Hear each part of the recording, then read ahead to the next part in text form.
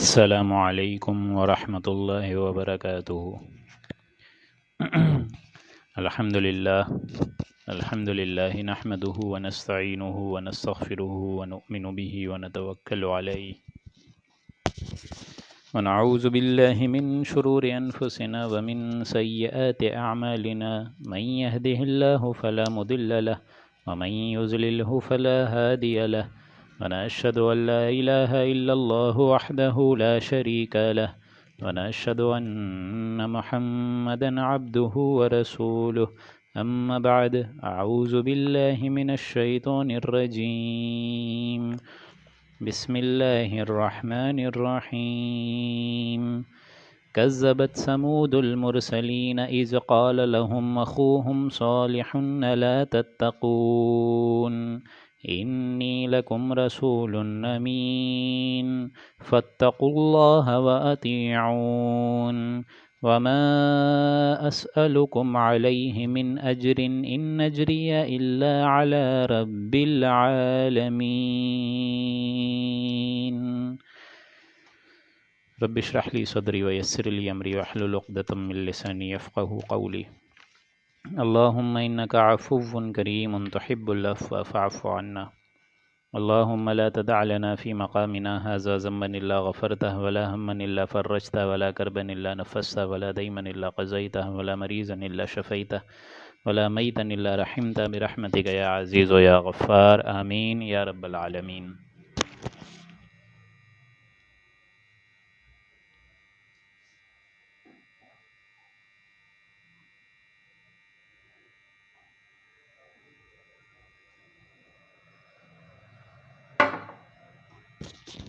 سامعین محترم، اب ہم اللہ کے نام سے آخری 3 رکوع، بلکہ یوں سمجھیے آخری 4 رکوع سورہ شعراء کے کرنے جا رہے ہیں، 8واں، 9واں، 10واں اور 11واں، اور پھر 3 رکوع انشاءاللہ ہم سورہ نمل کے بھی مکمل کریں گے انشاءاللہ اگر اللہ نے ہمت دی تو۔ چونکہ میں کل بتا چکا ہوں کہ ہماری رفتار اب تھوڑی سی تیز ہو گئی ہے قدرے، تو آپ لوگ کو اندازہ ہو رہا ہوگا کہ اب رفتار تیز ہونے کی وجہ سے رکوعوں کی جو تکرار ہے وہ بھی بہت تیز ہو گئی ہے، لیکن بہرحال جو اصل خلاصہ ہے اور دورہ ترجمہ قرآن میں جس کی اصل ضرورت ہے وہ بھی انشاءاللہ پوری کی جائے گی۔ پچھلی نشست میں آپ نے دیکھا تھا کہ انبیاء اور رسل کے ضمن میں حضرت موسیٰ علیہ السلام کا واقعہ آ گیا تھا، اسی طریقے سے حضرت ابراہیم علیہ السلام کی قوم سے جو مکالمہ تھا وہ بھی آ گیا تھا، پھر آگے چلتے ہوئے حضرت قوم ہود کا جو ذکر تھا وہ بھی آ گیا تھا، اور مزید چلتے ہوئے آپ نوٹ کریں گے کہ اب جو ذکر آ رہا ہے یہ قوم سمود کا ہے، پھر قوم لوط کا آئے گا، پھر قوم شعیب کا آئے گا، اس طریقے سے یہ تکرار اب تکمیل تک پہنچے گی، اور آخری جو ایک طویل ترین رکوع ہے 11واں رکوع، اس میں حضور اکرم صلی اللہ علیہ وآلہ وسلم سے خطاب ہے، تو بڑی بہترین اس میں تشریح اور تفسیر ہمارے لیے ایک عبرت کا سامان ہے کہ ایسی کون سی قومیں تھیں جن کو اللہ نے پکڑا، اور بالخصوص یہ اشارہ ہے مشرکین مکہ کی طرف کہ یہ جو حضور اکرم صلی اللہ علیہ وآلہ وسلم سے بار بار مطالبہ کر رہے ہیں حسی معجزات کا، اللہ کی طرف سے شروع میں آ چکا تھا، إِن يَشَأْ نُنَزِّلْ عَلَيْهِم مِّنَ السَّمَاءِ آيَةً فَظَلَّتْ أَعْنَاقُهُمْ لَهَا خَاضِعِينَ کہ اے نبی ہم ابھی آنے واحد میں ابھی ان کی آنکھوں کے سامنے ایک بہت بڑی نشانی آسمان کے اوپر سے گرا سکتے ہیں ان کے اوپر، تاکہ ان کی گردنیں جو ہیں اس نشانی کو دیکھ کے جھک جائیں، لیکن اصل شے یہ ہے کہ یہ ایمان سے خالی ہیں، اس لیے بار بار وہ دیکھیں تکرار آ رہی ہے إِنَّ فِي ذَلِكَ لَآيَةً، اس میں نشانیاں اس میں نشانیاں، وَمَا كَانَ أَكْثَرُهُم مُؤْمِنِينَ، اور اے نبی یہ جو مشرکین مکہ ہیں جو کہ حسی معجزات کا طلب کر رہے ہیں اور حسی معجزات کی فرمائش کر رہے ہیں، آرزوئیں کر رہے ہیں، تو ابھی یہ ہماری رحمت کا تقاضا ہے کہ ہم ایسی کوئی حسی معجزات ابھی ان پر نازل نہیں کریں گے، اگر کر دیں گے تو ان کی اجل ختم ہو جائے گی، کیونکہ وَإِنَّ رَبَّكَ لَهُوَ الْعَزِيزُ الرَّحِيمُ، اللہ تعالیٰ زبردست ہے اور الرحیم ہے، یہ اس کی رحمت کا مظہر ہے کہ اس قسم کی وہ نشانیوں کو ابھی روک رہا ہے۔ اسی کے ضمن میں اب آگے چلتے ہیں، اور جو دوسری قوم ہے اس کا ذکر ہم کریں گے، اور یہ بہت تیز رفتار کے ساتھ انشاءاللہ ہوگا کیونکہ سورہ نمل بھی مجھے کسی طرح 11 بجے سے پہلے مکمل کرنی ہے، اس کے 3 رکوع، تو میں امید کرتا ہوں کہ گویا کہ آج کی نشست میں کم و بیش 7 رکوع پھر سے ہوں گے، تو آپ سب ہمت جوڑ کے میرے ساتھ بیٹھیے اور میرے لیے دعا گو رہیے، اور میں آپ سے بھی دعاؤں کا طلبگار ہوں کہ اللہ تعالیٰ مجھے اس کو تکمیل تک پہنچانے کی پوری کی پوری ہمت دے اس میں۔ اعوذ باللہ من الشیطان الرجیم، بسم اللہ الرحمن الرحیم۔ کذبت ثمود المرسلین، اسی طریقے سے قوم ثمود نے بھی جھٹلایا تھا اپنے رسولوں کو۔ اذ قال لهم اخوهم صالح الا تتقون، جبکہ ان کے پاس بھیجا ان کے بھائی حضرت صالح کو، اور انہوں نے بھی وہی بات فرمائی کہ کیا تم اللہ سے تقوی نہیں رکھتے ہو، اللہ کا ڈر نہیں رکھتے ہو، اللہ کی پکڑ سے کیا تم ایک دم بعید ہو چکے ہو؟ انی لکم رسول امین، حالانکہ میں ہوں امانت دار پیغمبر، مجھ پر ایمان لاؤ۔ فاتقوا اللہ واطیعون، اور نہ صرف ایمان لاؤ بلکہ وہی بات جو کہ پچھلے رسولوں نے کہی کہ ہمیشہ ان کی دو فرمائش رہی ہے، ہر رسول کی یہ دو مطالبات رہے ہیں کہ اللہ کا تقوی اختیار کرو اور میری اطاعت کرو، شخصی اطاعت۔ وما اسألکم علیہ من اجر، اور میں تو تم سے کسی قسم کا کوئی اجر کا مطالبہ کرتا ہی نہیں ہوں، کوئی معاوضہ تم سے نہیں چاہتا ہوں۔ ان اجری الا علی رب العالمین، اگر میرا اجر ہے بھی تو وہ تو رب العالمین کے ذمے ہے جو تمام جہان والوں کا مالک ہے۔ اتترکون فیما ہاہنا آمنین، کیا تم اسی طرح اللہ تعالیٰ تم کو چھوڑے رکھے گا جس طرح تم آج یہاں اس دھرتی پر امن میں ہو؟ کیا تم ان کی نعمتوں کا حق ادا نہیں کرتے ہو؟ کیا اللہ تعالیٰ کے یہاں تمہاری کوئی اکاؤنٹیبلٹی نہیں ہے؟ فی جنات وعیون، اسی طرح تمہارے باغوں میں، تمہارے چشموں میں، وزروع، اور تمہاری کھیتیوں میں، ونخل، تمہارے کھجوروں کے درختوں میں، طلعها حضیم، اور اسی میں جو خوب گوندے ہوئے ہیں، یعنی ہر قسم کے میوے اللہ نے جو تم کو فراہم کیے ہیں۔ وَتَنْحِتُونَ مِنَ الْجِبَالِ بُيُوتًا فَارِهِينَ، اور کیا تم اس غفلت کی وجہ سے رہتے ہو کہ تم پہاڑوں کو اپنے ہاتھوں سے تراش تراش کے رہتے ہو اور فخر کرتے ہو ان مکانات پر جس میں بڑے تسلی سے رہتے ہو؟ ان تمام نعمتوں کا کیا حق ادا نہیں کرتے ہو؟ اللہ سے ڈرتے نہیں ہو جو اللہ تعالیٰ نے پوری کی پوری زندگی کے لیے جو ساز و سامان ہے، بیسک نیڈز ہیں، وہ تم کو دی ہیں؟ فاتقوا اللہ، اللہ کا تقوی اختیار کرو، ڈرو اس سے، واطیعون، اور میرا کہنا مانو، میری اطاعت کرو۔ ولا تطیعوا امر المسرفین، اور تم حد سے نکلنے والے ہو، ان حدود بندگی سے نکل جانے والوں کا بھی کہنا مت مانو۔ ایک تو تم خود بھی حد سے نکل جانے والے ہو، اور جن کی تم اتباع کر رہے ہو، جن کو فالو کر رہے ہو، وہ بھی حد سے گزر جانے والے ہیں، تو تم لوگ حد سے بندگی سے نکل جانے والوں کا کہنا بھی مت مانو۔ الذین یفسدون، ان کی حالات تو یہ ہیں کہ چونکہ زمین میں، اس سرزمین پر، اللہ تعالیٰ کی دھرتی پر فساد مچاتے ہیں، فی الارض ولا یصلحون، اور کبھی اصلاح کی بات نہیں کرتے، تم ان لوگوں کی پیروی کرتے ہو جو کہ زمین میں اللہ تعالیٰ کی جو پاک صاف اور ایک دم مفسدوں سے پاک صاف ایک زمین ہے، اصلاح کی ہوئی زمین ہے، پاک صاف زمین ہے، اس میں تم فساد مچاتے ہو اپنے گناہوں سے۔ ظاہر بات ہے گناہ بڑھیں گے تو زمین میں فساد ہوگا۔ قالوا انما انت من المسحرین، ان تمام باتوں کے جواب میں ان لوگوں نے کیا کہا کہ تو ہمیں تم لگتا ہے کہ تم انت من المسحرین، تم ہو چکے ہو سحر زدہ شخص، تمہارے اوپر کوئی آسیب آ گیا ہے، کوئی جن آ گیا ہے، ہمیں تو تم دیکھتے ہو ایک دم سحر زدہ شخص۔ ما انت الا بشر مثلنا، تمہاری کوئی حقیقت نہیں ہے اے ہود، بلکہ تم ہمارے ہی جیسے ایک انسان ہو۔ حضرت قوم سمود جو ہے اس نے بھی یہی انکار کرا، قوم سمود کی طرف حضرت صالح کو بھیجا تو ان کو بھی یہی کہہ رہے ہیں کہ اے صالح، تمہاری کوئی حقیقت نہیں ہے بلکہ ہو تم ہمارے جیسے ہی ایک معمولی سے انسان۔ فأت بآیۃ ان کنت من الصادقین، تو لے آؤ کوئی حصی معجزہ اگر تم سچے ہو۔ تم اتنی دیر سے کہہ رہے ہو کہ تم اللہ کے رسول ہو، اللہ کے رسول ہو، اگر تم واقعتاً اللہ کے رسول ہو تو لے آؤ کوئی سچی معجزہ، کوئی کھلم کھلا نشانی لے آؤ۔ تو تھوڑا سا عرصہ گزرا اور حضرت صالح نے فرما دیا، قال هذه ناقۃ لها شرب ولکم شرب یوم معلوم، حضرت صالح نے فرمایا کہ یہ ہے اونٹنی، یہ ناقۃ اللہ ہے، یہ پانی پینے کے لیے ایک باری اس کی ہوگی، ایک مقررہ دن میں ایک باری اس کی ہوگی، اور ایک باری تمہارے ان چوپایوں کی ہوگی، دوسروں کی ہوگی، مطلب ایک باری اس کی ضرور ہوگی۔ تمہارے مطالبے کے مطابق اونٹنی تو آ گئی ہے، لیکن نوٹ کر لو ایک دن یہ پانی پیے گی اور بقیہ جو دن ہوں گے اس میں تمہارے جانور پئیں گے۔ اب اس اونٹنی کا معاملہ یہ تھا کہ وہ اس چشمے کا پورا پانی پی جاتی تھی، پھر اگلے روز دوسرے جانوروں کا نمبر آتا تھا، تو یہ بات ان کو بہت چبھنے کا باعث بنی، اس لیے آگے انہوں نے کیا کہا، قال هذه ناقۃ لها شرب ولکم شرب یوم معلوم ولا تمسوها بسوء فیأخذکم عذاب یوم عظیم، اور اے میری قوم، اس کو برائی کے ساتھ ہاتھ بھی مت لگانا، ورنہ تم کو جو ہے ایک بھاری دن کا عذاب آ پکڑے گا، آ دھمکے گا تمہارے اوپر ایک بھاری دن کا عذاب جو تم کو رسوا کر دے گا اگر اس ناقۃ اللہ، اس اونٹنی کے قریب تک گئے۔ فعقروها، سو انہوں نے اس اونٹنی کی کونچیں کاٹ ڈالیں، یعنی اس کو نہر کر ڈالا۔ فَأَصْبَحُوا نَادِمِينَ، تو وہ ہو گئے پچھتاوے میں، پشیمان ہو گئے، پچھتاوے میں رہ گئے، رسوا ہو گئے۔ فَأَخَذَهُمُ الْعَذَابُ، پھر ہم کا پکڑا ان کو ہمارے سخت ترین عذاب نے۔ إِنَّ فِي ذَلِكَ لَآيَةً، اس میں ہے نشانیاں، عبرت کا سامان اس میں ہے۔ اگر لوگوں کو آنکھیں کھولنی ہے، عقل کے ناخن لینے ہیں تو اس سے لو۔ تم حصی معاوضات ہمارے نبی سے مانگ رہے ہو تو یہ نشانیاں دیکھو کہ ہم نے کیسے کیسے پرانی قوموں کو ہلاک اور برباد کرا، نسیم منسیہ کرا۔ إِنَّ فِي ذَلِكَ لَآيَةً،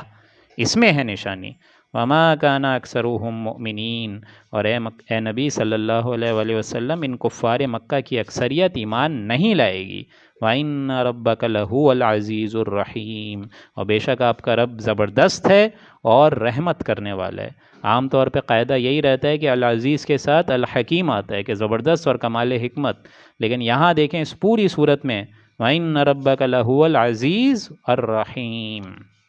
کہ وہ زبردست بھی ہے اور وہ بہت مہربان ہے اپنے بندوں پہ، کہ وہ اس قسم کا کوئی ان کی مطالبات کو پورا کرتا ہوا کوئی حصی معاوضہ نہیں دے رہا۔ اگر وہ دے گا تو ان کی اجل ختم ہو جائے گی، پھر تو عذاب الہی کا کوڑا برسے گا۔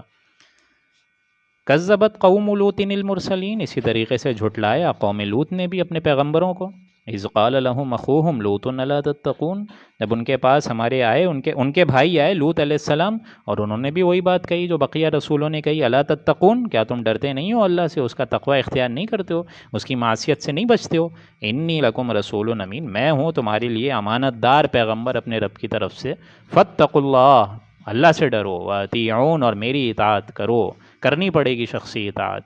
وما اسألکم علیہ من اجر، اور ان چیزوں میں میں تم سے کوئی صلہ تو نہیں مانگ رہا، کوئی اجرت نہیں مانگ رہا، کوئی معاوضہ نہیں مانگ رہا۔ ان اجری الا علی رب العالمین، اگر کوئی اجر ہے بھی تو وہ تو میرے رب کے ذمے ہے جو کہ تمام جہان والوں کا پالنے والا ہے، تمام جہان والوں کا رب ہے۔ اتأتون الذکران من العالمین، کیا تم دنیا جہان والوں میں سے تم یہ حرکت کر رہے ہو جو تمام جہان والوں میں سے کسی نے نہیں کری؟ تمام جہان والوں میں سے تم ہی وہ لوگ ہو جو اس قسم کی حرکت کر رہے ہو۔ کیا حرکت کر رہے ہو؟ وَتَذَرُونَ مَا خَلَقَ لَكُمْ رَبُّكُمْ مِنْ أَزْوَاجِكُمْ، تمہارے رب نے تمہارے لیے بیویاں پیدا کری ہیں، ان کا تمہارا ایک جوڑا بنایا ہے، بیویوں کو چھوڑ کر تم اپنی جنسی تقاضے دوسرے مردوں سے پورے کر رہے ہو۔ بل انتم قوم عادون، بلکہ اصل بات یہ ہے کہ تم حد انسانیت سے گزر چکے ہو۔ اللہ تعالیٰ نے ایک جائز راستہ تمہارے لیے درکار رکھا تھا، اللہ تعالیٰ نے ایک آپشن رکھا تھا، تم یہ حرکت کر رہے ہو کہ مردوں سے اپنی شہوت بازی پوری کر رہے ہو۔ بل انتم قوم عادون، اصل بات یہ ہے کہ تم حد سے گزر جانے والی قوم ہو۔ قالوا لئن لم تنتہ یا لوط لتکونن من المخرجین، انہوں نے ایک دم اپنی زور اور گھمنڈ میں کہا قوم نے کہ اے لوط اگر آپ باز نہیں آئے تو ہم آپ کو یہاں سے نکال پھینکیں گے۔ من المخرجین، ہم آپ کا یہاں اخراج کر دیں گے، نکال دیں گے، اگر آپ اپنی تنقیدوں سے، اپنے وعظ سے، اپنی نصیحتوں سے اور اپنی اس قسم کی کمانڈمنٹ سے باز نہیں آئے تو ہم آپ کو یہاں سے نکال دیں گے۔ قال انی لعملکم من القالین، لوط علیہ السلام نے فرمایا میں تمہارے اس کام سے سخت نفرت رکھتا ہوں، یہ جو بھی تم کر رہے ہو، جو بھی تم مردوں سے اپنی شہوت پوری کر رہے ہو، شہوت رانی کر رہے ہو، عورتوں کو چھوڑ کے، اپنی بیویوں کو چھوڑ کے، اپنے جوڑوں کو چھوڑ کے اس قسم کے ملوث گندی حرکتوں میں ملوث ہو، تو میں ان سے اعلان برات کرتا ہوں اور میں تمہارے اس کام سے سخت نفرت رکھتا ہوں۔ رب نجنی و اہلی مما یعملون، لوط علیہ السلام نے پھر دعا کری کہ اے میرے رب مجھ کو اور میرے متعلقین کو جو میرے ارد گرد ہیں، جو اس کام میں ملوث نہیں ہیں، تو اس کام سے ہم لوگوں کو نجات دے، اس وبال سے ہم کو نجات دے، ہماری اس بستی کو ان ظالموں سے نجات دے۔ فنجیناہ واہلہ اجمعین، سو ہم نے نجات دے دی ان کو بھی اور ان کے گھر والوں کو بھی، اجمعین، سب کے سب کو نجات دے دی، الا، سوائے عجوزا فی الغابرین، سوائے اس بڑھیا کے جو کہ پیچھے رہ گئی تھی، یعنی ان کی بیوی بھی پیچھے رہ گئی، وہ اپنی بیٹیوں کو سمیت لے کے نکل گئے۔ ثم دمرنا الآخرین، پھر ہم نے ان سب کو ہلاک کر ڈالا۔ اس قوم لوط پہ اتنا سخت عذاب کا کوڑا برسا کہ ہم نے سب کو ہلاک کر دیا، اور وہ عذاب کا کوڑا کیا تھا؟ وَأَمْطَرْنَا عَلَيْهِمْ مَطَرًا، ہم نے ان پر ایک خاص قسم کا مہ برسایا ہے، پتھروں کی بارش اللہ نے اس قوم پر کری ہے۔ فَسَاءَ مَطَرُ الْمُنذَرِينَ، سو کیا ہی برا مہ تھا جو ان لوگوں پر اس دن برسا ہے، عذاب الہی کا جو کوڑا ان پر برسا ہے، اور اللہ تعالیٰ نے اس پوری قوم کو آسمان تک اٹھا کے ایک دم زمیں بوس کر دیا، سروں کے بل اٹھا کر پٹخ دیا، اور اوپر سے ان کے اوپر پتھروں کی بارش برسائی، بڑا سخت عذاب تھا۔ فَسَاءَ مَطَرُ الْمُنذَرِينَ إِنَّ فِي ذَلِكَ لَآیَةً، اس میں ہے نشانیاں، اس واقعے میں عبرت ہے۔ اگر مشرکین تم کو آج کوئی حصی معاوضہ مانگنا ہے، تمہارے سامنے قوم لوط کا پورا ایک رکوع ہم نے پیش کر دیا، اس سے پہلے قوم سمود کا پورا ایک رکوع پیش کر دیا۔ ان فی ذلک لآیہ وما کان اکثرهم مؤمنین، لیکن اے نبی ان میں سے اکثریت ایمان سے خالی ہے، ایمان نہیں لائیں گے وہ۔ وَإِنَّ رَبَّكَ لَهُوَ الْعَزِيزُ الرَّحِيمُ، اور آپ کا رب زبردست ہے اور رحیم ہے، اس کی رحمت کا تقاضا ہے کہ اس قسم کا حصی معاوضہ وہ ابھی نازل نہیں کر رہا۔ کذب اصحاب الایکۃ المرسلین،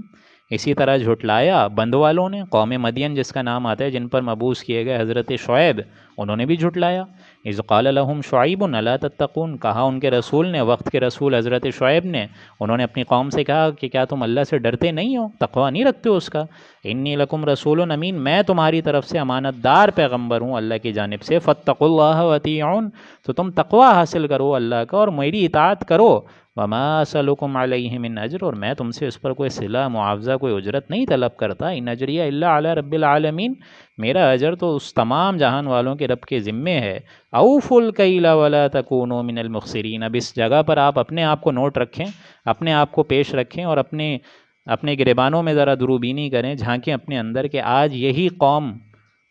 امت مسلمہ بالخصوص پاکستانی قوم کیا یہ افعال نہیں کر رہی ہے؟ کیا اس جرم میں ملوث نہیں ہے جو حضرت شعیب کی قوم تھی؟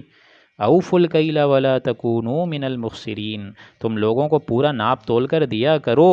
اور صاحب حق کا نقصان مت کیا کرو، پورا پورا ناپو، پورا پورا تولو، جس کا جو حصہ ہے دو نا، ڈنڈیاں کیوں مار رہے ہو، میزان کو پورا پورا بھرو۔ وزنوا بالقسطاس المستقیم، اسی طرح تولنے کی چیزوں میں بھی سیدھی ترازو سے تولا کرو، یہ نہیں کہ تمہاری ترازو ہلکی سی جنبش کی وجہ سے تمہارا ایمان جو ہے وہ ضائع ہو جائے، ایسا مت کرو۔ ولا تبخسوا الناس اشیاءهم ولا تعثوا فی الارض مفسدین، اور لوگوں کو ان کی چیزوں میں نقصان مت کر کے دیا کرو، گھاٹے کا سودا مت کیا کرو، جس کا حق جو ہے اس کو پورا پورا دو، جو بقیت اللہ رہ جائے گی، جو اللہ تعالیٰ کی طرف سے باقی رہ جائے گا، وہ زیادہ خیر کا موجب بنے گا، اس پہ اعتماد کیوں نہیں رکھتے ہو؟ ولا تعثوا فی الارض مفسدین، اور ظاہر بات ہے جب اس قسم کے گناہ میں تم ملوث ہوگے تو اس قسم سے گویا کہ تم نے زمین میں فساد مچایا، سرزمین میں فساد مت مچایا کرو۔ واتقوا الذی خلقکم والجبلۃ الاولین، اللہ تعالیٰ اس خدائے برتر سے بچو، ڈرو اس سے، اس کی نافرمانی سے بچو، وہ تمہارا بھی معبود ہے اور تمہاری اگلی مخلوقات کو بھی اس نے پیدا کیا ہے۔ آگے بھی جو نسلیں قائم ہوں گی اور اسی طریقے سے پچھلی نسلیں، قوم نوح، قوم عاد، قوم سمود جو تم سے پہلے گزر چکی ہیں، ان کو بھی اس کا بھی مخلوق، وہ ساری مخلوقات تھیں اور ان کا خالق بھی اللہ تھا۔ قالوا انما انت من المسحرین، ان لوگوں نے بھی وہی جواب دیا کہ ہم نہیں دیکھتے اے شعیب، بلکہ تم تو کوئی بڑے جادوگر معلوم ہوتے ہو، ایسا لگتا ہے کوئی آسیب تم پر آ گیا ہے، کسی نے جادو تم پر کر دیا ہے۔ وما انت الا بشر مثلنا، اور تم تو ہماری طرح ہی کے انسان ہو، ہمارے ہی جیسے ایک معمولی آدمی ہو، تم کہاں سے وعظ اور نصیحت کرنے لگ گئے؟ وَإِن نَظُنُّكَ لَمِنَ الْكَاذِبِينَ، اور ہم تو تم کو جھوٹے لوگوں میں سے خیال کرتے ہیں۔ فَأَسْقِطْ عَلَيْنَا كِسَفًا مِّنَ السَّمَاءِ إِن كُنتَ مِنَ الصَّادِقِينَ، سو اگر تم سچے میں سے ہو تو آسمان کا کوئی ٹکڑا ہماری قوم پر گرا کر دکھاؤ، یعنی باقاعدہ عذاب الہی کا باقاعدہ اس طریقے سے مطالبہ کیا جا رہا ہے۔ قال ربی اعلم بما تعلمون، شعیب علیہ السلام نے بولا کہ تمہارے اعمال کو میرا رب خوب جانتا ہے، اللہ تعالیٰ دیکھ رہا ہے، اللہ تعالیٰ جو تم دعوت کو رد کر رہے ہو اور اس پر رد عمل جو تم نے ظاہر کیا ہے، تمہارا طرز عمل بھی اس کے سامنے ہے، تمہارے کرتوت بھی اس کے آگے ہیں، میرا رب زیادہ جانتا ہے تمہارے ان اعمال کو جو تم کر رہے ہو۔ فَكَذَّبُوهُ، تو انہوں نے جھٹلا دیا، فَأَخَذَهُمْ عَذَابُ يَوْمِ الظُّلَّةِ، پھر پکڑا ان کو آدھم کا ایک عذاب نے جو کہ سائبان کے دن کا عذاب تھا۔ معلوم یہ ہوتا ہے کہ کوئی گہرا بادل آیا اور طوفان اور بجلی سے، گمان غالب یہی ہے کہ وہ پوری قوم ہلاک ہو گئی اس قسم کی آندھی اور طوفان سے۔ انہو کان عذاب یوم عظیم، بے شک وہ بڑے سخت دن کا عذاب تھا، بڑا بھاری عذاب تھا۔ ان فی ذلک لآیہ،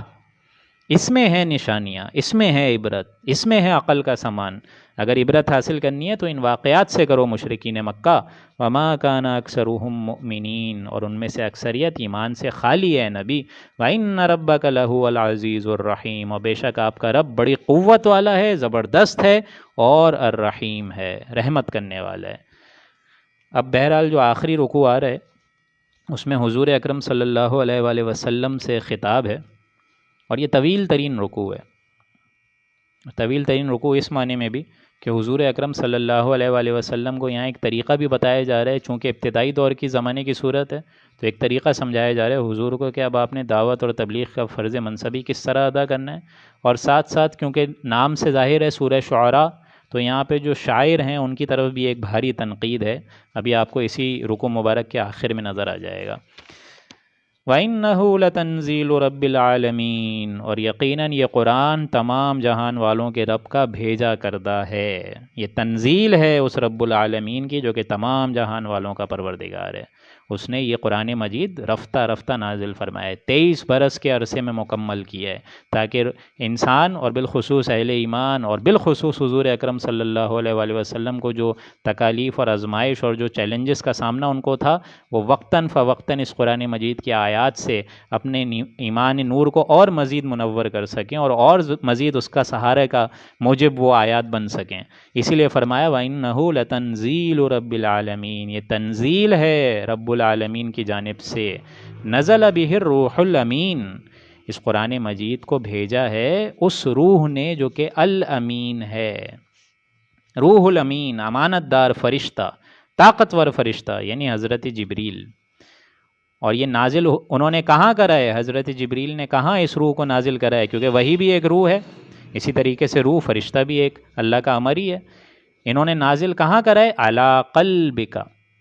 حضور اکرم صلی اللہ علیہ وآلہ وسلم کے قلب مبارک پہ، قلب انور پہ، مبارک ترین ذات کے مبارک ترین قلب انور پہ انہوں نے نازل فرمایا۔ نغمہ وہی جسے روح سنے اور روح سنائے، یعنی وہی کا جو محور ہے وہ ہے قلب محمدی صلی اللہ علیہ وآلہ وسلم، روح محمدی، وہ ریسیپینٹ ہے وہی کا۔ ہمارا جو علم ہے وہ ہے ایکوائرڈ نالج،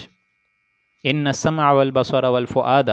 ہم پڑھ چکے ہیں یہ سورہ بنی اسرائیل میں۔ ہم جو نالج حاصل کر رہے ہیں یہ حواس خامسہ سے حاصل کر رہے ہیں، جو ہمیں معلومات مل رہی ہیں، جو ہمارا پروسیسنگ ہو رہی ہے یہ کمپیوٹر کے ذریعے سے، اس سے ہم پرانی میموری سے ٹیلی کر کے ایک نتیجہ نکالتے ہیں، اس سے رفتہ رفتہ ہمارا علم بڑھ رہا ہے، اور یہ بڑھتے بڑھتے نہ جانے کس شدت تک پہنچ جائے گا اس کا اندازہ نہیں ہے۔ یہ کائنات ابھی ناتمام ہے شاید کہ آ رہی ہے صدائیں کن فیکون۔ تو یہ انسان کا جو ایکوائرڈ نالج ہے یہ بڑھتے بڑھتے ایک قسم سے دجالی فتنے تک پہنچ جائے گا، یہ جس کو میں عرض کرتا ہوں کہ یہ ہم پڑھ چکے ہیں اس کی تفسیر پوری کی پوری سورہ بقرہ میں، جو خلافت عرضی کا ایک پورا کا پورا مضمون آیا تھا کہ زمین پر جو خلیفہ ہے وہ حضرت آدم علیہ السلام یعنی آدم کی نسل ہے، تو یہی خلافت اگر غلط معنوں میں استعمال ہوگی، ایکوائرڈ نالج کا غلط فیل ہوگا، اس سے غلط چیزیں رونما ہوں گی، تو یہ سمجھ لیجئے یہ بڑھتے بڑھتے یہ ایک فتنہ بن جائے گا، فتنہ عظیم بن جائے گا۔ تو یہ ہے ایکوائرڈ نالج، لیکن حضور اکرم صلی اللہ علیہ وآلہ وسلم کو جو نالج ملی ہے وہ ہے ریویلڈ نالج، وہ قلب پر وارد ہوتی ہے۔ ہماری ہے ایکوائرڈ نالج اور ایک انبیاء کی ہے ریویلڈ نالج۔ ایک علم وہ ہے جو براہ راست دل کے اوپر اترتا ہے فرشتے کے ذریعے، اب سچا خواب بھی وہی ہے، مستقبل کا واقعہ کوئی الہام ہو جانا وہ بھی اسی میں اصل میں مضمر ہے۔ یہ وہی تو اب ظاہر بات ہے بند ہو چکی ہے، البتہ الہام تو ابھی بھی ہے، سچا خواب ابھی بھی ہے، لیکن حجت نہیں ہے۔ حجت صرف اور صرف قرآن مجید ہے اور حدیث ہے، اس میں کوئی شیطانی عمل دخل ممکن ہی نہیں ہے۔ تو یہاں اسی ریویلڈ نالج کو فرمایا نزل بہ الروح الامین علی قلبک، ان کے دل مبارک پر، لتکون من المنذرین، اور صاف صاف عربی زبان میں اس لیے نازل فرمایا تاکہ آپ منذر بن جائیں، ڈرانے والوں کے لیے ہو جائیں، بلسان عربی مبین، تاکہ تمام جہان والوں کو اب ڈر سنا دیجئے کہ جو اللہ کی معصیت اختیار کرے گا اس کے لیے جہنم جو ہے وہ انتظار کر رہی ہے۔ اور یہ قرآن مجید عربی زبان میں آئے جو کہ روشن ہے، پاک صاف، ایک دم کھلم کھلا، سری زبان، آسان زبان۔ وَإِنَّهُ لَفِي زُبُرِ الْأَوَّلِينَ، اور اس قرآن میں ذکر ہے پہلی امتوں کا بھی، آسمانی کتابوں کا بھی اس میں ذکر ہے، اس کتاب کی پیشن گوئیاں ہیں، پرانی کتابوں میں وہ بھی تھیں، اور اس کے مضامین اور بنیادی کانسیپٹس تو تورات انجیل میں بھی تھے۔ تو قرآن نے تو در حقیقت آ کر ان تمام احکامات کی گویا کہ تکمیل کر دی ہے۔ اولم یکن لہم آیۃ ان یعلمہ علماء بنی اسرائیل، کیا ان لوگوں نے اس بات سے بھی کوئی دلیل نہیں پکڑی، آیت نہیں پکڑی، ہدایت نہیں پکڑی کہ اس پیشن گوئی کو علماء بنی اسرائیل بھی جانتے تھے؟ وہ بھی اس سے واقف تھے، وہ تو بطور باقاعدہ اس کے حوالے سے دعائیں مانگتے تھے کہ آخری پیغمبر الزماں آئیں گے اور ہمارے جو بڑے بڑے ان کے علماء تھے یہود و نصارہ کے، وہ تو حضور اکرم صلی اللہ علیہ وآلہ وسلم اور اس قرآن مجید کے بارے میں منتظر رہتے تھے، وہ جانتے تھے علماء بنی اسرائیل کہ ایسا وقت آئے گا۔ وَلَوْ نَزَّلْنَاهُ عَلَى بَعْضِ الْأَعْجَمِينَ، اور اگر بالفرض اس قرآن مجید کو ہم کسی عجمی بندے پر نازل فرما دیتے، جس کو عربی کا الف بے بھی نہیں پتہ ہوتا، اس پہ بھی نازل کر سکتے تھے ہم۔ قرآن سنانا تو تھا نا ہمیں، تو ہم کسی ایسے بندے پہ بھی نازل کر سکتے تھے کہ جس کو عجمی آتی ہو، عربی نہیں آتی ہو، یہ تو ہمارے لیے بھی ایک طریقے سے ایک معجزے کی کیفیت ہو جاتی۔ لیکن نہیں، اصل بات یہ ہے کہ یہ ایمان والے نہیں ہیں نبی۔ فَقَرَأَهُ عَلَيْهِمْ مَا كَانُوا بِهِ مُؤْمِنِينَ، پھر وہ عجمی ان کے سامنے پڑھ بھی دیتا، یہ لوگ تب بھی اس کو نہیں مانتے، کیونکہ ان کے دلوں میں ایمان نہیں ہے اب۔ كَذَلِكَ سَلَكْنَاهُ فِي قُلُوبِ الْمُجْرِمِينَ، ہم نے اسی طریقے سے شدت، نفرت اور اصرار کے ساتھ اس ایمان نہ لانے والوں کو نافرمانوں کے دلوں میں ڈال دیا ہے۔ یعنی اصل نافرمانی اور انکار ان کی گھٹی میں بس گیا ہے، ان کی جڑوں میں بس گیا ہے، اب یہ ایمان بالکل نہیں لائیں گے۔ انکار ان مجرموں کے دلوں کی جڑوں تک پہنچ گیا ہے، اب یہ ایمان لانے والے نہیں ہیں۔ لا یؤمنون بہ حتی یروا العذاب العلیم، اب یہ ایمان ہرگز نہیں لائیں گے جب تک کہ عذاب علیم کو عریاں نہ دیکھ لیں، کھلم کھلا نہ دیکھ لیں۔ فیأتیہم بغتۃ وہم لا یشعرون، تو اچانک ان کے سامنے آ کھڑا ہوگا اور ان کو پہلے سے خبر بھی نہیں ہوگی، شعور بھی نہیں ہوگا کہ اچانک اللہ کا عذاب آ گیا۔ فیقولوا، اس وقت تو کہیں گے هل نحن منظرون، کیا اس وقت ہمارے سروں کے اوپر سے اس عذاب الہی کو ذرا ہٹایا جا سکتا ہے، ہمیں مہلت دی جا سکتی ہے۔ فبعذابنا یستعجلون، حالانکہ ان کا حال تو یہ ہے کہ ابھی تو ہم عذاب کو ہٹا دیں گے، لیکن اس سے پہلے وہ اس کی جلدی مچا رہے تھے، دھڑلے سے اس ٹائم کہہ رہے تھے جب دنیا میں آباد تھے، حضور کے سامنے دھڑلے سے کہتے تھے کہ لے آؤ عذاب، لے آؤ عذاب، 12 برس آپ کی دعوت کو ہوگی ابھی تک کوئی عذاب نہیں آئے، اس وقت تو جلدی مچا رہے ہیں، اور اب ہم نے جب عذاب الہی کا کوڑا برسا دیا ہے اس وقت کہہ رہے ہیں کہ مہلت دے دی جائے۔ افرأیت ان متعناہم سنین، تو اے مخاطب بتلاؤ اگر ان کو چند سال اور اگر مہلت دے بھی جائے، اگر تھوڑے دن اور ہم ان کو مہلت دے دیں، دنیا کا ساز و سامان بھی دے دیں، ثم جاءہم ما كانوا یوعدون، پھر جس عذاب کا ان سے وعدہ کیا جا رہا ہے وہ ان کے سر پر آ پڑے، ما اغنی عنہم ما كانوا یمتعون، تو ان کا وہ عیش کس کام آ سکتا ہے؟ ہم جو اتنا کھلم کھلا ان کو بڑے بڑے وہ دے رہے ہیں، ساز و سامان دے رہے ہیں، دنیا میں ان کو جو ہے رونقیں دے رہے ہیں، آسائشیں دے رہے ہیں، اور چین اور سکون دے رہے ہیں، اور اولادوں سے اور دولت سے نواز رہے ہیں، کیا یہ بھلا ساری چیزیں ان کو اس عذاب الہی سے بچا سکے گا؟ وما اہلکنا من قریۃ الا لہا منذرون، اور جتنی بستیاں تھیں پہلے منکرین کی، ہم نے عذاب سے ان ساری بستیوں کو ہلاک کر دیا، غارت کر دیا، اور سب میں ہم نے نصیحت کے واسطے ڈر سنانے والے پیغمبر بھیجے تھے پہلے سے ہی۔ یہ تو اللہ کا قاعدہ قانون ہے،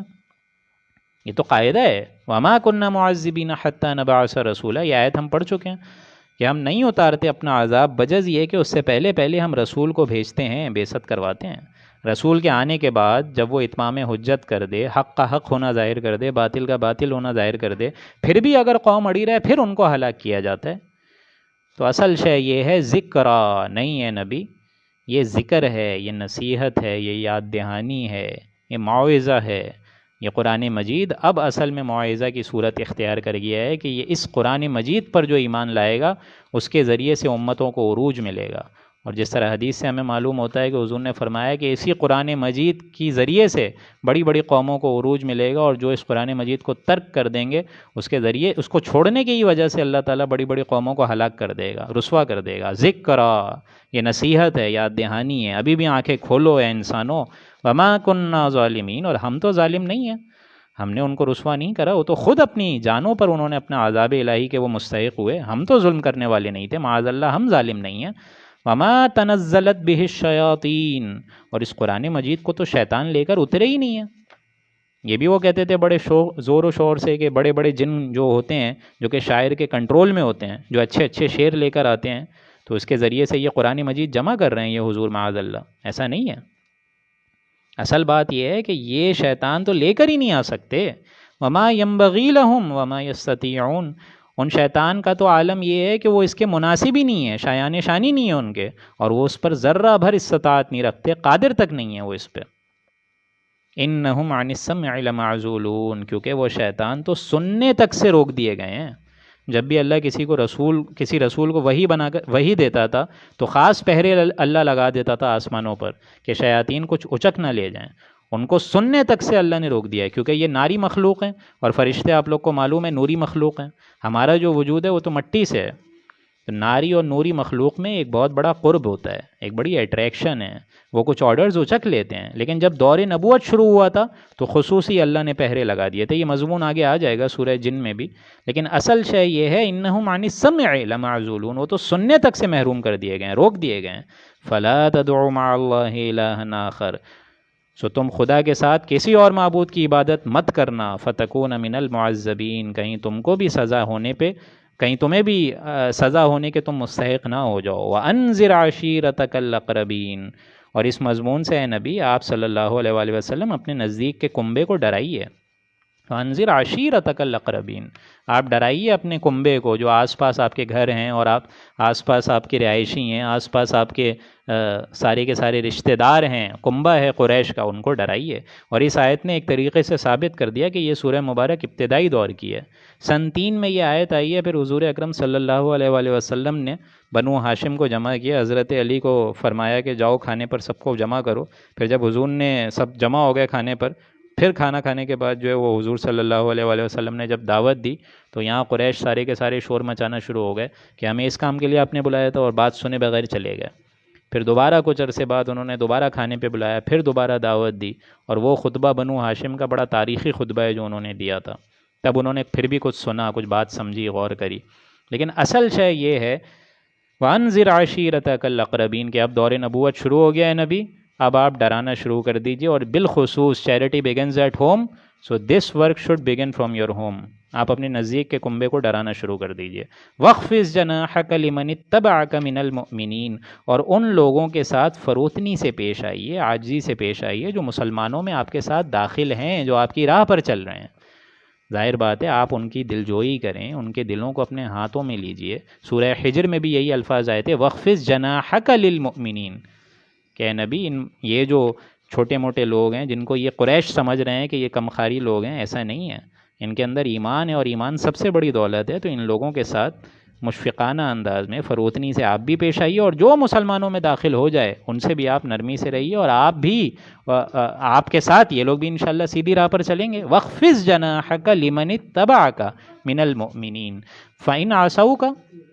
سو اگر یہ لوگ جن کو آپ ڈرا رہے ہیں قریش وغیرہ مکے کے مشرکین، اگر آپ کا یہ کہا نہ مانیں، روگردانی کریں، پیٹ پھیر کر چلے جائیں، فَقُلْ إِنِّي بَرِيءٌ مِّمَّا تَعْمَلُونَ، تو آپ ڈنکے کی چوٹ پر بول دیجئے کہ میں تمہارے تمام افعال سے، تمہاری تمام حرکات سے بیزار ہوں، بری ہوں. یعنی پھر تو لکم دینکم ولی دین والا معاملہ ہے، میرے لیے میرا دین ہے، تمہارے لیے تمہارا دین ہے. آپ اعلان برات کر دیجئے پھر.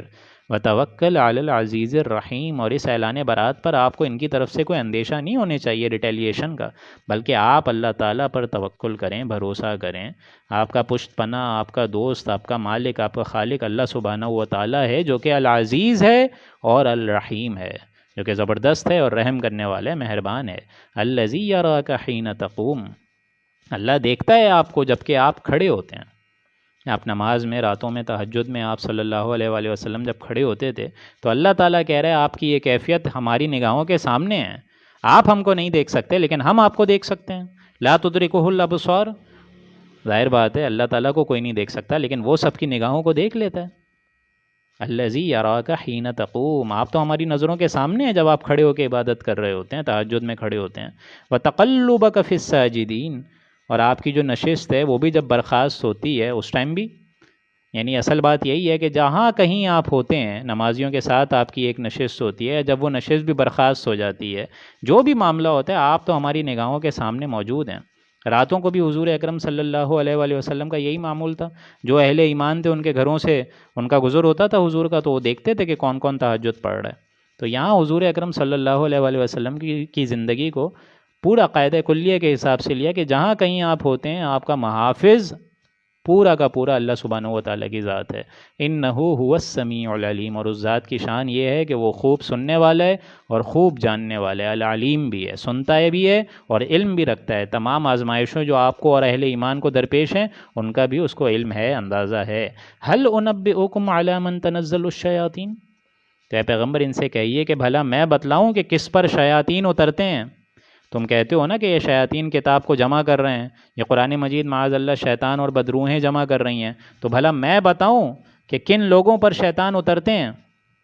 تنزل علی کل افاک نسیم، شیطان تو اترتے ہیں ہر اس درغور گفتار پر، بڑے بدکار لوگوں پر. جس طرح وہ اگزامپل ہے کہ خبیث جو ہوتے ہیں وہ گندگی پر ہی جائیں گے، مکھی جو ہے وہ کچرے پہ ہی بیٹھے گی. تو یہی معاملہ ہوتا ہے کہ یہ شیاطین بھی انہی کے پاس جاتے ہیں جو ان سے دوستی رکھتے ہیں، جو بڑے بد کردار ہیں، جو کہ بھٹکے ہوئے ہیں. تنزل علی کل افاک نسیم یلقون السمع واکثرهم کاذبون، وہ کان لگا کر سنتے ہیں اور بکثرت جھوٹ بولتے ہیں. یعنی ایک خیال تو یہ تھا نا، وہ لوگ یہ بھی کہتے تھے کہ یہ قرآن مجید جو ہے وہ شاعری کی شکل میں ہے، تو آگے چل کے شاعر پر بھی ایک تنقید ہے. لیکن اصل چیز تو یہ ہے کہ یہ شیاطین جو ہیں ان کے جو ایجنٹس ہیں وہ کان لگا کے ان چیزوں کو سننے کی کوشش کرتے ہیں، اور ان میں سے اکثریت کاذبون، جھوٹے ہیں یہ شیاطین. والشعراء، اور یہاں دیکھیں تنقید آ گئی شعراء پر، اور یہ شاعر بھی یتبعہم الغاوون، یہ تو بے راہ لوگوں کی پیروی کرتے ہیں. یعنی ان کے جو ساتھ ساتھ سارے کے سارے درباری ہیں، ایک طریقے سے جو کوئی شاعر ہوتا ہے تو اس کی مجلس میں بھی ان کے ساتھ کچھ لوگ ہوتے ہیں، دوست ہوتے ہیں، ان کا کوئی ہم نشین ہوتے ہیں، تو وہ جن کی پیروی کرتے ہیں وہ بھی بیکار لوگ ہیں، وہ بھی ایک طریقے سے بے راہ لوگ ہیں، بھٹکے ہوئے لوگ ہیں اور گم شدہ لوگ ہیں. الم تر انہم فی کل وادی یہیمون، اے مخاطب کیا تو دیکھتا نہیں ہے کہ وہ شاعر لوگ تو ہر میدان میں حیران ہوتے ہیں، سرکردہ گھوم رہے ہوتے ہیں، ان کو پتہ ہی نہیں ہوتا ہے. کبھی مشرق کی بات کر رہے ہوتے ہیں، کبھی مغرب کی بات کر رہے ہوتے ہیں، کبھی آسمان کی بات کر رہے ہوتے ہیں، کبھی زمین کی بات کر رہے ہوتے ہیں. تو ہمارے نبی صلی اللہ علیہ وآلہ وسلم میں تو اس طریقے کا کوئی بھی معمول تم نے پایا ہے کبھی ایسا معاذ اللہ؟ بلکہ سورہ یاسین میں تو آپ لوگ پڑھیں گے وَمَا عَلَّمْنَاهُ الشِّعْرَ وَمَا يَنبَغِي لَهُ، ہم نے تو حضور اکرم صلی اللہ علیہ وآلہ وسلم کو کبھی شعر سکھایا ہی نہیں، اور ان کے شایان شان ہی نہیں ہے کہ حضور جو ہیں ان کے مرتبے سے اور ان کے اعلیٰ اخلاق سے یہ بہت فروتر ہے کہ یہ اس طریقے کی شاعری کریں،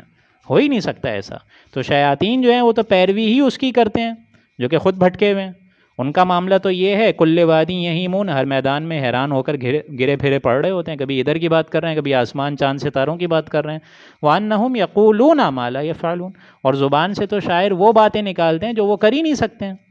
چاند تاڑے توڑ کے لاؤں گا، یہ لاؤں گا، وہ لاؤں گا، کچھ نہیں کر سکتے. إِلَّا الَّذِينَ آمَنُوا، ہاں اس میں بھی ایک استثناء ہے، ہاں مگر وہ لوگ جو کہ ایمان لائے، وَعَمِلُوا الصَّالِحَاتِ، اور نیک اعمال بھی کیے ساتھ ساتھ. اور نہ صرف اعمال کریں نیک ساتھ ساتھ، ایسا نہیں کہ صرف نام کا مومن ہو، بلکہ وَذَكَرُوا اللَّهَ كَثِيرًا، اللہ کا ذکر بھی انہوں نے کثیر تعداد میں کرا، ذکر کثیر میں بھی وہ لگے رہے. وَانْتَصَرُوا مِن بَعْدِ مَا ظُلِمُوا، اور انہوں نے بعد اس کے کہ ان پر ظلم ہو چکا اس کا بدلہ بھی لیا. یعنی اس میں بھی ایک استثناء ہے، یہ بھی نہیں ہے کہ جو ہے سارے کے سارے شاعر ایسے ہیں. اگر شاعر اچھا ہو تو ہو سکتا ہے وہ خیر کا موجب بنے، لیکن استثناء اس عمل کے ساتھ کہ وہ ایمان بھی لائیں، عمل صالح بھی کریں، اور ساتھ ساتھ ذکر کثیر بھی کریں. تو یقیناً پھر ایسا شاعر بھی بہت اچھا ہوگا اور بہت سا خیر وجود میں آ جائے گا. جیسے حضرت حسان ابن صادق تھے، دربار نبوی کے بہت بڑے اونچے شاعر تھے، جو کہ بدلے میں شعر کہتے تھے منافقین کو، کیونکہ جب منافقین حضور صلی اللہ علیہ وآلہ وسلم کی شان میں شاعرانہ انداز میں گستاخی کرتے تھے تو یہ اس کا جواب بھی ایک طریقے سے اپنے اشعار میں دیتے تھے، چپ کرا دیتے تھے لوگوں کو. بلکہ حضور نے یہ بھی تک فرمایا کہ جیسے مسلمانوں کے تیر اور تلوار مشرکین کے لیے نقصان دہ ہیں، اس سے کہیں زیادہ حسان کے اشعار وہ ان کے دلوں کو پست کرنے والے ہیں. تو حضور صلی اللہ علیہ وآلہ وسلم کی مدافعت بھی کرتے تھے، ایک طریقے سے سنبھالتے بھی تھے. خیر سنبھالنے والی ذات تو اللہ سبحانہ و تعالیٰ کی ہے، لیکن امپیکٹ تھا ان کی موجودگی سے. تو اس لیے فرمایا وَانْتَصَرُوا مِن بَعْدِ مَا ظُلِمُوا، انہوں نے بعد اس کے کہ ان پر ظلم ہو چکا انہوں نے بدلہ لیا اپنے اشعار کے ذریعے سے بھی. وَسَيَعْلَمُ الَّذِينَ ظَلَمُوا أَيَّ مُنْقَلَبٍ يَنْقَلِبُونَ، اور ان قریب ان لوگوں کو معلوم ہو جائے گا جنہوں نے حقوق اللہ وغیرہ میں بھی ظلم رکھا، حقوق العباد میں بھی ظلم رکھا، کہ وہ کسی جگہ ان کو لوٹ کر جانا تو ہے، یہ لوگ کسی طرف پلٹیں گے. یعنی جو ان کا حشر قرآن مجید بتا رہے، باعث بعد الموت کے بعد وہ ان کے نگاہوں کے عنقریب سامنے آ جائے گا. جس چیز کی یہ جلدی مچا رہے ہیں، جس چیز کا استہزاء مذاق ہنسی ٹھٹا بنا رہے ہیں، وہی عذاب ان کو آ گھیرے گا. صدق اللہ العظیم. تو اللہ کے فضل و کرم سے یہاں پر ایک پوری سورہ نمل مکمل ہو گئی ہے. بہرحال یہاں پہ اختتام پہ ڈاکٹر صبا کا بھی ایک سوال ہے کہ یہ سانگز اور یہ میوزک وغیرہ یہ سب بھی اشعار میں ہیں. بالکل یہ ایک بات دھیان میں رکھیے گا کہ یہ موسیقی تو ایک طریقے سے حرام ہے، ٹھیک ہے، اس کا اور کوئی ضابطۂ حیات بھی نہیں ہے، اور ظاہر بات ہے اس کا کوئی جو بھی مشغلے میں اس قسم کے انوالو ہیں یہ سب حرام کام ہے. تو بیسک یہی ہوگا کہ اس قسم کی فروتر چیزوں سے اور اس قسم کی لغو چیزوں سے اور اس قسم کی ٹائم ویسٹیج سے عام انسان میں اور آپ محفوظ رہیں. تو اللہ کے فضل و کرم سے ہم لوگ اب نیکسٹ صورت سورہ نمل کی طرف جا رہے ہیں، اور آئی ایم شور آپ لوگوں میں ابھی 3 رکوع سننے کی اور ہمت ہے، تو ہم لوگ یہ مکمل کر لیں گے. 2 پیجز ہیں.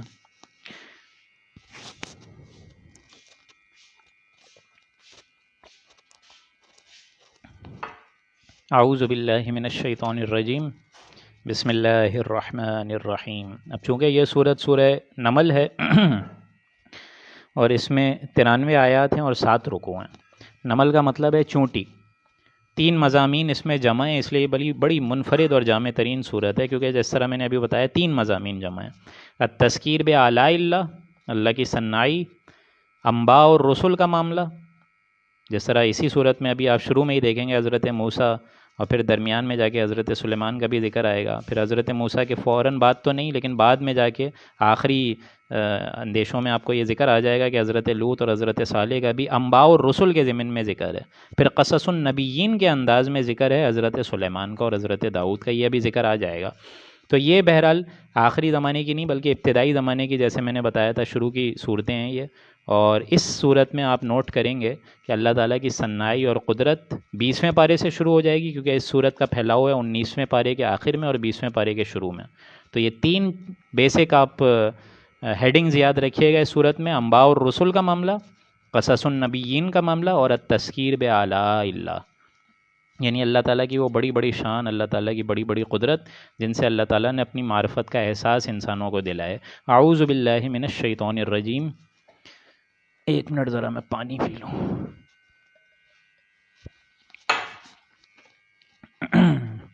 اعوذ باللہ من الشیطان الرجیم، بسم اللہ الرحمن الرحیم. طاسین حروف مقطعات ہے، اس کا حقیقی علم ہمیں نہیں اندازہ ہے، بلکہ حضور اکرم صلی اللہ علیہ وآلہ وسلم کو اور اللہ تعالیٰ کو، ایک تو جس نے قرآن مجید اتارا ان کو، اور جن پر یہ قرآن مجید اترا ان پر. تلک آیات القرآن و کتاب مبین، یہ آیات ہیں نبی جو ہم آپ پر نازل کر رہے ہیں، اور یہ قرآن مجید کی کتاب کی آیات ہیں جو کہ ایک واضح ایک روشن کتاب ہے، جس میں انسانیت کا ہر پہلو موجود ہے. انسان کو جو بیسک مسائل درپیش ہیں ان کا حل اس کتاب میں موجود ہے. اب یہ انسانوں کی چوائس ہے، اس کتاب کو یا تو وہ سامنے رکھیں یا پیٹھ کے پیچھے ڈالیں. ہم نے اپنی طرف سے ایک واضح کتاب ان پر بھیج دی ہے. ہدن، اس میں ہدایت ہے، و بشرا، و بشارت ہے. لیکن کس کے لیے؟ قرآن مجید تو ضابطۂ حیات تمام انسانوں کے لیے، حضور اکرم صلی اللہ علیہ وآلہ وسلم کی ذات اقدس و تمام انسانوں کے لیے، لیکن اس سے استفادہ وہی حاصل کرے گا للمؤمنین، جن کے اندر ایمان ہے. صرف نام کا مسلمان نہیں ہے وہ، بلکہ در حقیقت اس کے اندر وہ یقین بھی ہے. اور ان ایمان والوں کی صفات کیا ہوتی ہیں؟ الذین یقیمون الصلاۃ و یؤتون الزکاۃ. ایسے مسلمان، ایسے ایمان زدہ شخص، مرد مجاہد اور اسی طریقے سے خواتین عظیم الشان، جو کہ اس ایمان کی گہرائیوں پر اترنے کے بعد نماز کی پابندی رکھتے ہیں. وَيُؤْتُونَ الزَّكَاةَ، اور زکوٰۃ بھی دیتے ہیں. وَهُمْ بِالْآخِرَةِ هُمْ يُوقِنُونَ، اور آخرت پر تو ان کا ایمان کامل ہے، آخرت کے معاملے میں ایک دم محکم ہیں. یوقنون، جس طرح سورہ بقرہ کے شروع میں آ چکا تھا، وَبِالْآخِرَةِ هُمْ يُوقِنُونَ. ایقان، یقین،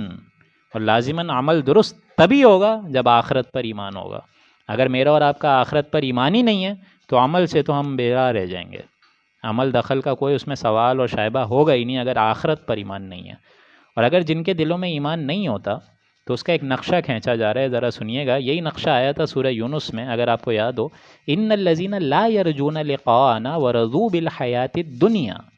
بے شک وہ لوگ جو کہ ہماری ملاقات کی امید میں نہیں ہیں. جب اللہ سے ملاقات کی امید ہی نہیں ہے، خواہش ہی نہیں ہے، تو اللہ تعالیٰ کو مل کے کیا ایک تم سے وہ ہوگا، فائدہ ہوگا. ہاں، اللہ تعالیٰ سے امید دلاؤ ملاقات کی. اسی طریقے سے تمہارے اندر خود ایک خواہش ہو کہ مجھے اپنے معبود کے پاس جا کے ایک روز ملنا ہے، جواب دہی کرنی ہے. لیکن جن لوگوں کے اندر یہ نفسی خواہش ہوتی ہی نہیں ہے، اللہ تعالیٰ سے ملاقات کی امید ہی نہیں ہوتی ہے، ان کا ایک نقشہ کھینچا جا رہا ہے: ان الذین لا یؤمنون بالآخرہ. بے شک وہ لوگ جو کہ ایمان بالآخرہ رکھتے ہی نہیں ہیں. ہمارے روبرو حاضر ہونے کے اندر ان کے اندر کوئی نہ تو جذبہ ہے، نہ کوئی آرزو، نہ امنگ ہے، جو کہ آخرت پر ایمان ہی نہیں رکھتے۔ زینا لہم اعمالہم، ہم نے ان کے اعمال کو مزین کر دیا ہے، ان کی نگاہوں میں ان کے بڑے بڑے اعمال کو کھپا دیا ہے، وہ اسی میں لگے ہوئے ہیں، بڑی سے بڑی بلڈنگز کر رہے ہیں، بڑی سے بڑی گاڑیاں کر رہے ہیں، بڑے اونچے سے اونچے، وہ سمجھ رہے ہیں اولادوں میں بھی ترقی ہو رہی ہے تو مزے ہی مزے ہو رہے ہیں، انہیں اپنا ہی کلچر نظر آ رہا ہے۔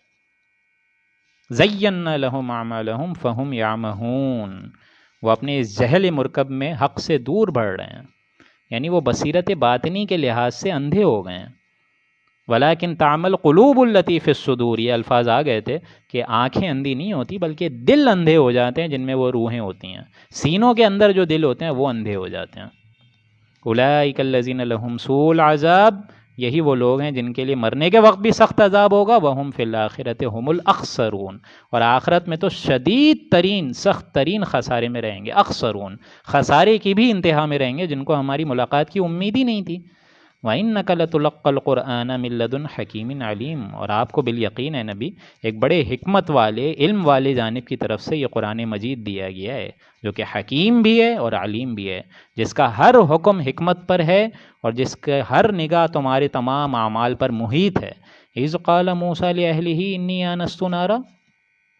اور وہ وقت بھی یاد کریں، وہ قصہ بھی قابل غور ہے، جبکہ موسیٰ علیہ السلام نے اپنے گھر والوں سے کہا کہ میں نے ایک آگ دیکھی ہے، لِأَهْلِهِ إِنِّي آنَسْتُ نَارًا، سردی کی رات ہے، بنی اسرائیل سارے کے سارے موجود ہیں، اہل و عیال کنبہ ہے، رات کی ٹھنڈی ٹھنڈی ہے، سرد ہوائیں بھی ہیں، اور اس میں ظاہر بات ہے آگ کا دیکھا جانا تو ایک طریقے سے وہ جو گرمائش کا ایک سبب بننے کا ایک ذریعہ تھا، اس کو بھی دیکھ لیا انہوں نے۔ سَآتِيكُم مِّنْهَا بِخَبَرٍ أَوْ آتِيكُم بِشِهَابٍ قَبَسٍ لَعَلَّكُمْ تَصْطَلُونَ، میں ابھی جاتا ہوں وہاں پہ، حضرت موسیٰ نے فرمایا کہ میں جاتا ہوں وہاں پہ، کوئی خبر لے کر آتا ہوں، یا ہو سکتا ہے تمہارے پاس وہاں سے کوئی آگ کا شعلہ لے کر آ جاؤں، کوئی لکڑی وغیرہ لے آؤں جس سے تم آگ سے اپنے آپ کو تپا سکو، تاکہ تم سیک سکو، اس سردی کی شدت میں اس کی کمی واقع ہو سکے۔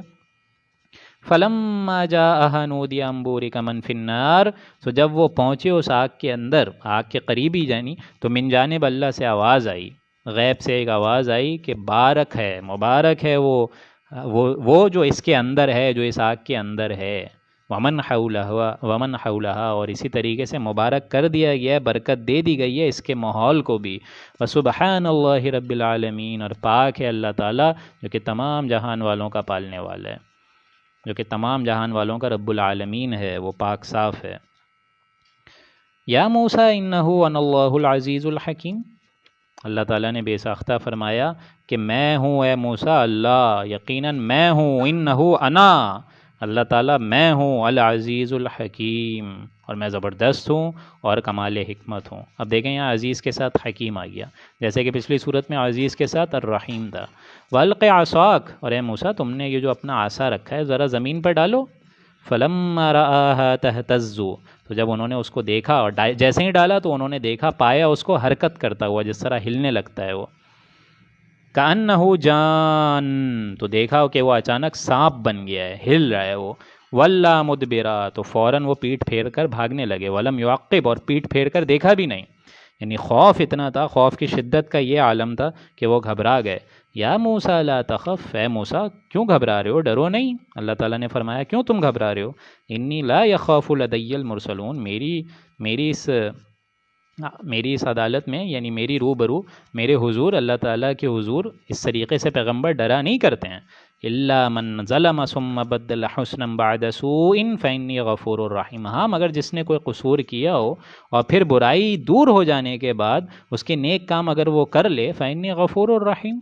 پھر وہ توبہ کرنے والے، اللہ تعالیٰ غفور اور رحیم ہے۔ یعنی اس میں ایک استثناء ہے، اللہ تعالیٰ کی طرف سے کیٹیگوریکل اسٹیٹمنٹ ہے کہ جو شخص اپنی جان پر ظلم کرے گا پھر برائی کو بدل ڈالے گا حسن سے، نیکی سے، بھلائی سے، عافیت سے، تو اللہ تعالیٰ کو وہ پائے گا غفور الرحیم۔ وَأَدْخِلْ يَدَكَ فِي جَيْبِكَ، اور اے موسیٰ تم اپنا ہاتھ ذرا اپنے گریبان کے اندر لے جاؤ، تخرج، پھر نکالو اس کو ذرا، بَيْضَاءَ مِنْ غَيْرِ سُوء، تو وہ اچانک دیکھنے والوں کو روشن معلوم ہوگا، بغیر کسی بیماری کے، کوئی برس نہیں ہوگا، بالکل سالم ہوگا۔ اللہ تعالیٰ نے یہ دو نشانیاں تمہیں دی ہیں، فی 9 آیات، یہ 2 نشانیاں ہیں ان 9 نشانیوں میں سے۔ الی فرعون، تو جاؤ ان کو لے کر فرعون کے پاس، وقومہ، اور اس کی قوم کے پاس، انہم کانوا قوما فاسقین، کیونکہ وہ بڑی حد سے نکل جانے والی قوم ہو گئی ہے۔ فلما جاءتہم آیاتنا مبصرہ، سو غرض ان لوگوں کے پاس جب ہمارے دیے ہوئے معجزے پہنچے جو کہ بہت نہایت واضح تھے، مبصرہ، کھلم کھلا تھے، قالوا ھذا سحر مبین، تو اس کی قوم نے اور فرعون اور اس کے درباریوں نے جواب دیا کہ یہ نہیں ہے مگر کھلم کھلا جادو۔ وجحدوا بها واستيقنتها انفسهم ظلما وعلوا۔ یہ آیت بہت اہم ہے، آیت نمبر 14، کہ وہ نشانیاں دیکھنے کے بعد جو کہ آنکھ کھول دینے کے لیے کافی تھی،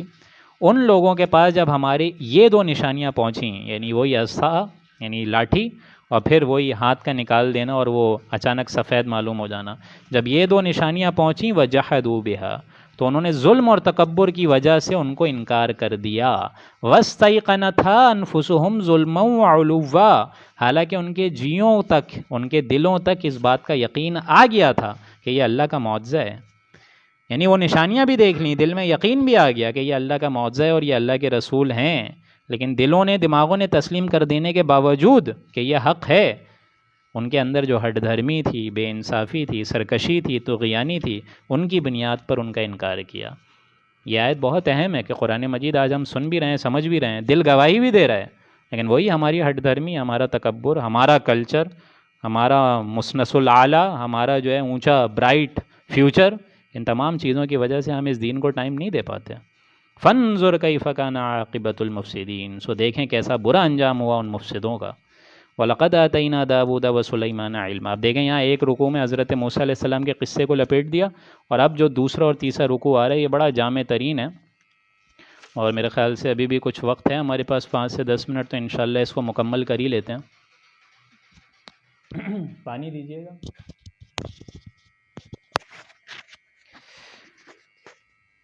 بہرحال دوسرا اور تیسرا رکوع اب مکمل کرنے جا رہے ہیں، حضرت سلیمان کا ہے اور حضرت داؤد علیہ السلام کا ہے۔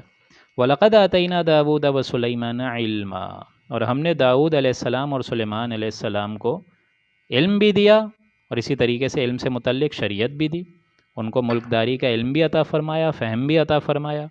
وقال الحمد للہ الذی فضلنا علی کثیر من عبادہ المؤمنین، اور ان دونوں نے، یہ حضرت سلیمان، حضرت داؤد نے، دونوں نے جواباً یہ شکراً یہ کہا کہ تمام تعریفیں اللہ ہی کے لیے ہیں، سزاوار ہیں تمام تعریفیں اللہ ہی کو، جس نے ہم کو اپنے بہت سے ایمان والے بندوں پر فضیلت دی ہے۔ یہ اللہ کی فضیلت ہے کہ اللہ تعالیٰ نے ہمیں چن لیا اس حکمت کے لیے، ہمیں چن لیا، ہم نے اس کی حمد کرنی چاہیے، ہمیں اس کا شکر کرنا چاہیے، کیونکہ اس نے ہمیں بہت سے لوگوں پر فضیلت عطا فرمائی ہے۔ وَوَرِثَ سُلَيْمَانُ داؤد، اور داؤد علیہ السلام کے بعد ہم نے سلیمان کو اس کا وارث بنا ڈالا۔ وقال، اور سلیمان علیہ السلام نے فرمایا، یا ایھا الناس، اے لوگوں، علمنا منطق الطیر وأوتینا من کل شیء، اے لوگوں ہم کو پرندوں کی بولی سمجھائی گئی ہے اللہ کی طرف سے، یعنی اللہ تعالیٰ نے یہ ہنر ہمارے اندر رکھا ہے کہ ہمیں پرندوں کی بولی تک آ گئی ہے۔ وأوتینا من کل شیء، اور ہم کو سامان میں بھی، سلطنت کے متعلق ہر قسم کی ضروری چیزیں اللہ تعالیٰ نے ہمیں فراہم کر دی ہیں، سارا ساز و سامان، سارا مال و متاع دیا ہے اللہ نے۔ ان ھذا لہو الفضل المبین، یقیناً یہ اللہ تعالیٰ کا بڑا روشن، کھلم کھلا، صاف فضل ہے۔ وحشر لسلیمان جنودہ من الجن والانس والطیر فہم یوزعون، اور سلیمان علیہ السلام کے سامنے ان کا لشکر جمع ہوا، سارے کے سارے لشکر جمع ہوئے حضرت سلیمان کے معائنے کے لیے، تمام لشکر جمع کیے گئے، من الجن، جنوں میں سے بھی، والانس، انسانوں میں سے بھی، والطیر، پرندوں میں سے بھی، فہم یوزعون، تاکہ وہ اچھے طریقے سے علیحدہ علیحدہ ان کو گروپ بنا لیں، ان کا ایک معین، ان کو دیکھ لیں، ان کی چھان پٹک کر لیں کہ سب موجود ہیں کہ نہیں۔ حتی اذا اتوا علی واد النمل، تھوڑے عرصے بعد یہ سارا کا سارا لشکر جب کسی وادی میں گیا، تو جیسے ہی وادی میں کسی گیا ہے تو وہاں پایا چونٹیوں کو، واد النمل، چونٹیوں کے ایک میدان میں گئے، کیونکہ ان کو بولیاں معلوم تھیں حضرت سلیمان کو، ساری کے سارے پرندوں کی، سارے جانوروں کی، تو جیسے ہی وہ اس قسم کے میدان میں گئے جہاں چونٹی ہیں، وہ بہت بڑے بڑے بل ہیں، چونٹیاں وادیوں میں کثرت سے گھوم رہی ہیں، قالت نملۃ یا ایھا النمل ادخلوا مساکنکم، تو کہا ایک چونٹی نے کہ چلو چلو جلدی جلدی اپنے سوراخوں میں گھس جاؤ، اپنے بلوں میں گھس جاؤ، لا یحطمنکم سلیمان وجنودہ وہم لا یشعرون، کہیں تم کو سلیمان اور ان کا جو لشکر ہے وہ بے خبری میں ہی نہ کچل ڈالیں، ان کا اتنا بڑا بڑا لشکر آ رہا ہے، ان کے گھوڑے آ رہے ہیں، ایسا نہیں ہو کہ یہ ننھی جانیں جو ہیں ان کے قدموں تلے جو ہیں وہ مسل دی جائیں۔ فتبسم ضاحکا، تو حضرت سلیمان علیہ السلام کے چہرے پہ ایک مسکراہٹ آ گئی، من قولہا، اس کی اس بول سے، یعنی پہچان لیا انہوں نے، انہوں نے ایسیس کر لیا کہ چونٹی جو ہے اس طریقے کی بات کر رہی ہے میرے بارے میں. وقال ربی اوزعنی ان اشکر نعمتک التی انعمت علی، اور پھر اللہ تعالیٰ سے وہ ہم کلام ہوئے اور میرے رب کو انہوں نے ایک طریقے سے دعا کری اپنے رب سے کہ اے میرے رب مجھ کو اس پر، یعنی اس عظیم الشان نعمت پر جو آپ نے مجھ پر عطا کی ہے، ان نعمتوں کا میں شکر کیا کروں جو آپ نے مجھ کو اور میرے ماں باپ کو عطا فرمائی. یعنی یا اللہ تعالیٰ میں تیری طرف ہی ان نعمتوں کا حق ادا کرنے کی پوری حد الامکان کوشش کر رہا ہوں، ان کا میں کیا حق ادا کر سکتا ہوں، تو ہی مجھے طاقت دے کہ ان نعمتوں کو میں بجا لا سکوں جو تو نے مجھ پر اعلیٰ والدی اور میرے والدین پر بھی کری. وَأَنَّ عَمَلَ صَالِحًا تَرْضَاهُ، اور اس کا مداوع بس یہی ہے کہ میں ایسے اعمال کروں جس سے تو اے اللہ راضی ہو جائے، مجھے توفیق دے کہ میں ایسے اعمال کروں جس سے تو راضی ہو جائے. وَأَدْخِلْنِي بِرَحْمَتِكَ فِي عِبَادِكَ الصَّالِحِينَ، اور مجھ کو داخل کر دے اپنی اس رحمت میں جو کہ تیرے تمام صالح عبادت گزار بندوں کو گھیرے میں لے کے بیٹھی ہوتی ہیں، نیک بندوں میں میرا داخل فرما دے. وَتَفَقَّدَ الطَّيْرَ فَقَالَ مَا لِيَ لَا أَرَى الْهُدْهُدَ، اور ایک بار تو یہ قصہ ہو گیا. اب ظاہر بات ہے جب ساری چھان پٹک کر لی تھی انہوں نے، جب سارے لشکروں کو جمع کیا تھا تو انہوں نے کہا وَتَفَقَّدَ الطَّيْرَ فَقَالَ مَا لِيَ لَا أَرَى الْهُدْهُدَ. سلیمان علیہ السلام نے جب پرندوں کی حاضری دیکھی تو کہا انہوں نے کہ میں ہدہد کو نہیں دیکھتا ہوں، کیا بات ہے کہ وہ موجود نہیں ہے؟ ام کان من الغائبین، وہ موجود نہیں ہے، ایسا تو نہیں ہے کہیں غائب ہو گیا، اس پریڈ سے وہ غائب تو نہیں ہو گیا، تو اس کی حاضری تو بہت بڑا جرم، غیر حاضری تو بہت بڑا جرم ہے. کہاں ہے یہ ہدہد، یہ پرندہ کہاں ایبسنٹ ہو گیا ہے؟ لَأُعَذِّبَنَّهُ عَذَابًا شَدِيدًا، میں لازماً اس کو سخت ترین سزا دوں گا، او لَأَذْبَحَنَّهُ، یا اس کو ذبح کر ڈالوں گا، ماری ڈالوں گا، او لَيَأْتِيَنِّي بِسُلْطَانٍ مُبِينٍ، یا تو وہ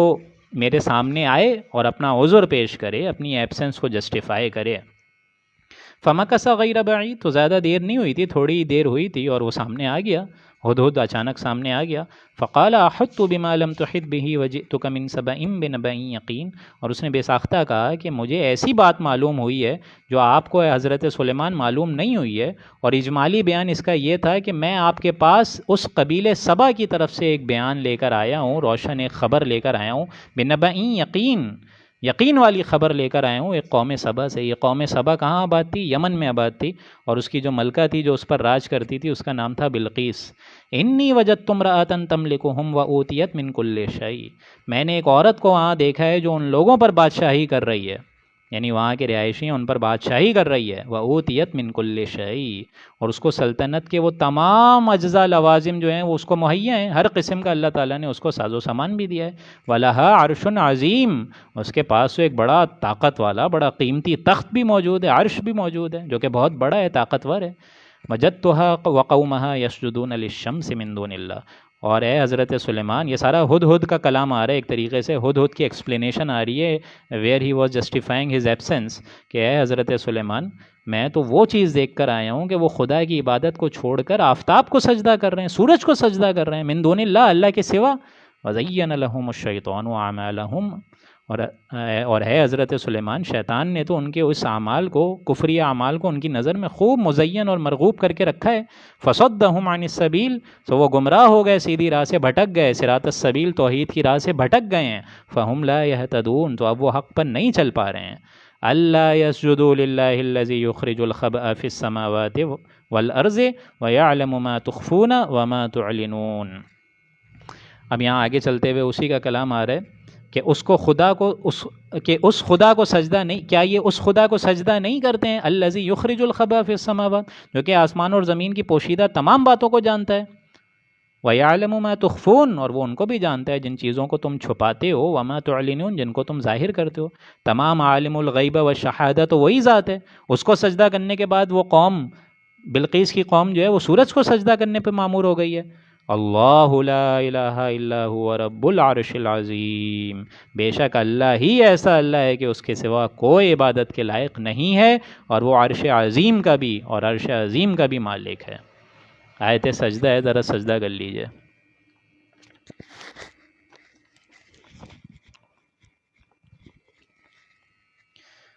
قال سننظر اصدقت ام کنت من الکاذبین، حضرت سلیمان نے یہ سن کر فرمایا کہ چلو ٹھیک ہے، ابھی ہم دیکھ لیتے ہیں کہ تم سچ ہی کہہ رہے ہو یا جھوٹوں میں سے ہو. یعنی یہ جو تم نے عذر پیش کیا ہے یہ جھوٹ موٹ کا بہانہ تو نہیں ہے کہیں ہدہد، یا اپنی غیر حاضری کے لیے تم یہ جسٹیفیکیشن دے رہے ہو، یا واقعتاً کوئی سچی خبر تم لے کر آئے ہو. اذهب بکتابی ھذا فالقہ الیہم ثم تول عنہم فانظر ماذا یرجعون. اچھا چلو ٹھیک ہے ہدہد، یہ ذرا میرا یہ خط لے جاؤ، حضرت سلیمان فرما رہے ہیں کہ میرا یہ خط لے جاؤ اور اس کو اس کے پاس ڈال دینا، اس کا جو محل ہوگا بلقیس کا، تو اس کے محل میں میرا یہ ذرا خط لے جاؤ، اور اس کے کہیں کوئی ہوں گے اس طریقے کا ذریعہ ہوگا تو اس میں وہ خط ڈراپ کر دو بس. ثم تول عنہم، ذرا تم وہاں سے ہٹ جانا، پیچھے ہٹ جانا، فنظر، اور انتظار کرنا، ذرا دیکھنا، ماذا یرجعون، کہ اس خط کا وہ کیا جواب دیتے ہیں، ذرا دیکھ کر آؤ تم. قالت یا ایھا الملأ انی القی الی کتاب کریم، بلقیس نے وہ خط پڑھا، اپنے سرداروں سے مشورہ کیا کہ اے اہل درباریوں، میرے پاس یہ خط آیا ہے، کتاب کریم، جس کا مضمون نہایت باوقت ہے، کتاب کریم میں سے ہے، بڑا ہی معزز خط ہے. انہو من سلیمان، اور یہ نازل ہوا ہے، یہ خط آیا ہے حضرت سلیمان کی طرف سے. وَإِنَّهُ بسم اللہ الرحمن الرحیم، اور اس میں یہ مضمون جو شروع ہو رہا ہے وہ آیت بسم اللہ سے شروع ہو رہا ہے کہ شروع کرتا ہوں میں اللہ کی ذات سے جو کہ بڑا ہی رحمان اور بڑی ہی رحیم ذات ہے. یعنی یہ واحد مقام ہے قرآن مجید کا جہاں یہ آیت بسم اللہ صورتوں کے بطن کے اندر موجود ہے. باقی ایک سورہ ہے سورہ توبہ، جس سے پہلے آیت بسم اللہ نہیں ہے، وہ میں بتا چکا ہوں کیونکہ وہ اللہ کے غضب کو لے کے اتری ہے، اور اسی طریقے سے مشرکین پر وہ اعلان برات لے کر اتری ہے، اور سورہ انفال کا ایک طریقے سے کنٹینویشن ہے، اس لیے وہاں آیت بسم اللہ نہیں ہے. اور یہ سورہ نمل کے آیت بسم اللہ آیت نمبر 30 میں بطن میں موجود ہے، درمیان میں موجود ہے. اللہ تعالی علیہ واتونی مسلمین، اور اس کے بعد کہ تم لوگ یعنی بلقیس اور سب جو سلطنت وہاں موجود تھی، اللہ تعالی علیہ واتونی مسلمین، حاضر ہو جاؤ تم سارے کے سارے میرے دربار میں. یعنی اس خط کے اندر یہ ساری چیزیں لکھی ہیں کہ حضرت سلیمان فرما رہے ہیں اس بلقیس نام کی ملکہ سے کہ تم سارے کے سارے، یعنی تم اے بلقیس اور تمہاری پورے درباری، آ جاؤ میرے دربار میں، واتونی مسلمین، اور آ کر اطاعت اور فرما برداری کے ساتھ میری دربار میں آؤ. یعنی اگر آؤ تو مسلمان ہو کر آنا، ایسے نہیں آ جانا، یعنی اطاعت اور سر تسلیم خم کرو، اب ایمان لے آؤ. اب ایک دھمکی بھی ہے ایک طریقے سے. قالت یا ایھا الملأ افتونی فی امری. اچھا یہ میں نے دھمکی غلطی سے بتا دیا، دھمکی تو ابھی آگے دیں گے، اصل تو ابھی دعوت جو ہے ایک طریقے سے ہمدردانہ انداز میں فرمائی جا رہی ہے، دھمکی کا انداز ابھی آگے آئے گا اس ایجنٹ کی طرف جو وہ خط کا جواب لے کر آیا، ابھی دیکھیے گا آپ. قالت یا ایھا الملأ افتونی فی امری، تو انہوں نے جو بلقیس صاحبہ ہیں انہوں نے اپنے درباریوں کو جمع کیا اور اس نے کیا فرمایا، اے میرے درباریوں، افتونی فی امری، آپ کو تو معلوم ہے میں کسی معاملے کا فیصلہ اکیلے نہیں کرتی، جب تک آپ لوگوں سے مشورہ نہ ہو جائے، تو آپ اس معاملے میں ذرا اپنی رائے دیجئے. ما کنت قاطعۃ امرا حتی تشہدون، میں تو کسی بات کا فیصلہ قطعاً کر ہی نہیں سکتی جب تک آپ لوگوں کی طرف سے کوئی مشورہ نہ ہو جائے، آپ لوگ میرے پاس موجود نہ ہو، مجھے تو ایک سیکنڈ اوپینین چاہیے ہوتا ہے. قالوا نحن اولو قوۃ واولو بأس شدید، جب تک آپ لوگ میرے پاس نہ ہو تب تک تو میں مشورہ نہیں کرتی ہوں. اور قالوا نحن اولو قوہ، تو کہا ان کے قوم کے درباریوں نے کہ بے شک ہم قوت والے ہیں، ہم بڑے طاقتور ہیں، ہم لڑنے والے بھی ہیں، واولو بأس شدید، ہمارے اندر جنگ کی بھی صلاحیت ہے، لیکن والامر الیک، امر تو آپ کو دینا ہوگا، آپ بولیں تو ہم جا کے حضرت سلیمان سے لڑیں گے، لیکن امر آپ کو دینا ہوگا. فانظری ماذا تأمرین، سو آپ ہی مصلحت دیکھ سکتی ہیں، اور جو کچھ آپ تجویز کرنا چاہیں آپ حکم دیجئے. یعنی آپ کو پھر کس بات کی گھبراہٹ ہے، آپ اس اونچی پوسٹ پر ہیں تو ٹھیک ہے، لیکن آپ جو حکم دیں گی ہم وہی فالو کریں گے، اگر آپ حضرت سلیمان کے خلاف لڑنے کو کہیں گی تو ہم وہ بھی کر گزریں گے. قالت ان الملوک اذا دخلوا علی قریۃ افسدوها وجعلوا اعزۃ اہلها اذلہ. یہ آیت نمبر 34 بہت اہم ہے قرآن مجید کی، لفظی ترجمہ پہلے سن لیجئے گا پھر آپ لوگ کو اندازہ ہوگا کہ کتنی اہم آیت ہے. بڑی عقل کی بات کہی تھی اس بلقیس نے. قالت، اس نے کہا، ان الملوک اذا دخلوا، کہ جب اس قسم کا معاملہ ہوتا ہے اور یہ جو حملہ ہوتا ہے ایسی بڑی بڑی سلطنتوں سے، یعنی حضرت سلیمان کی طرف بتائی جا رہی ہے یہ بات کہ اس طریقے کا معاملہ جب ہوتا ہے اور ایسی بڑی بڑی طاقتور فوجیں جب حملہ کرتی ہیں، داخل ہوتی ہیں قریہ کسی بستی پہ، افسدوها، تو وہ وہاں فساد مچاتی ہیں، وجعلوا اعزۃ اہلها اذلہ، اور ان بادشاہوں کا دستور یہ ہوتا ہے کہ جب کسی شہر علاقے کو وہ فتح کرتے ہیں تو پہلے تو وہاں فساد مچاتے ہیں اور اس بستی کے عزت والے لوگوں کو ذلیل کر دیتے ہیں. اعزۃ اہلہا اذلہ، جو عزت والے ہوتے ہیں ان کو غلام بنا ڈالتے ہیں، جو عزت والے ہوتے ہیں ان کو ذلیل و خوار کر دیتے ہیں. جیسے ہندوستان میں ہوا تھا کہ جب انگریز آئے تو آپ کو معلوم ہے سب سے زیادہ نقصان کن کا ہوا؟ مسلمانوں کا ہوا، کیونکہ ہندوؤں سے ان کو خوف نہیں تھا انگریزوں کو، وہ تو پہلے بھی غلام تھے ہندو، پہلے مسلمانوں کے غلام تھے، پھر انگریزوں کے ہو گئے، انگلش برٹشرز کے ہو گئے، تو ان کے لیے تو گویا کہ ایک طریقے سے چینج آف ماسٹرز کا معاملہ ہوا ہے. لیکن مسلمانوں کو تو حاکمیت سے ہٹا کر غلام بنا ڈالا، رول کرنا شروع ہو گئے برٹشرز. لہٰذا انگریزوں کو یہ اندیشہ تھا کہ بغاوت اگر ہوگی تو غلام مطلب ان ہندوؤں سے نہیں ہوگی، مسلمان ہی بغاوت کریں گے. تو انہوں نے اس پالیسی پر عمل کرنا شروع کیا کہ اس علاقے کے جو گھٹیا لوگ تھے ان کو انعامات دے دیے، خنتیں دے دیں، پوزیشنز دے دیے، رتبے دے دیے، ان کو اوپر لے آئے. اور جو شریف تھے، جن کے اندر عزت نفس تھی، جو کہ اللہ کے بندے تھے، ان کو دبا دیا. یہ بہت اہم آیت ہے کہ جہاں اس طریقے کی حکومت ہوتی ہے وہاں اس قسم کا معاملہ ہوتا ہے. کیونکہ ہم پڑھ چکے ہیں حضرت موسیٰ کے معاملے پہ بھی کہ ایمان والے صرف کچھ ہی لوگ تھے جو ایمان لے کر آئے حضرت موسیٰ پر. ان کے اپنے درباریوں میں ایسے لوگ موجود تھے، وہ تو جاسوسی کرتے تھے. علی خوف من فرعون وملئہم، ان کو تو اندیشہ تھا اپنے درباریوں سے ہی کہ یہ ہماری خبریں لیک نہ کر دیں. تو ایسی حکومت، اور آج بھی یہ معاملہ دیکھیں آپ ہر انسٹیٹیوٹ میں،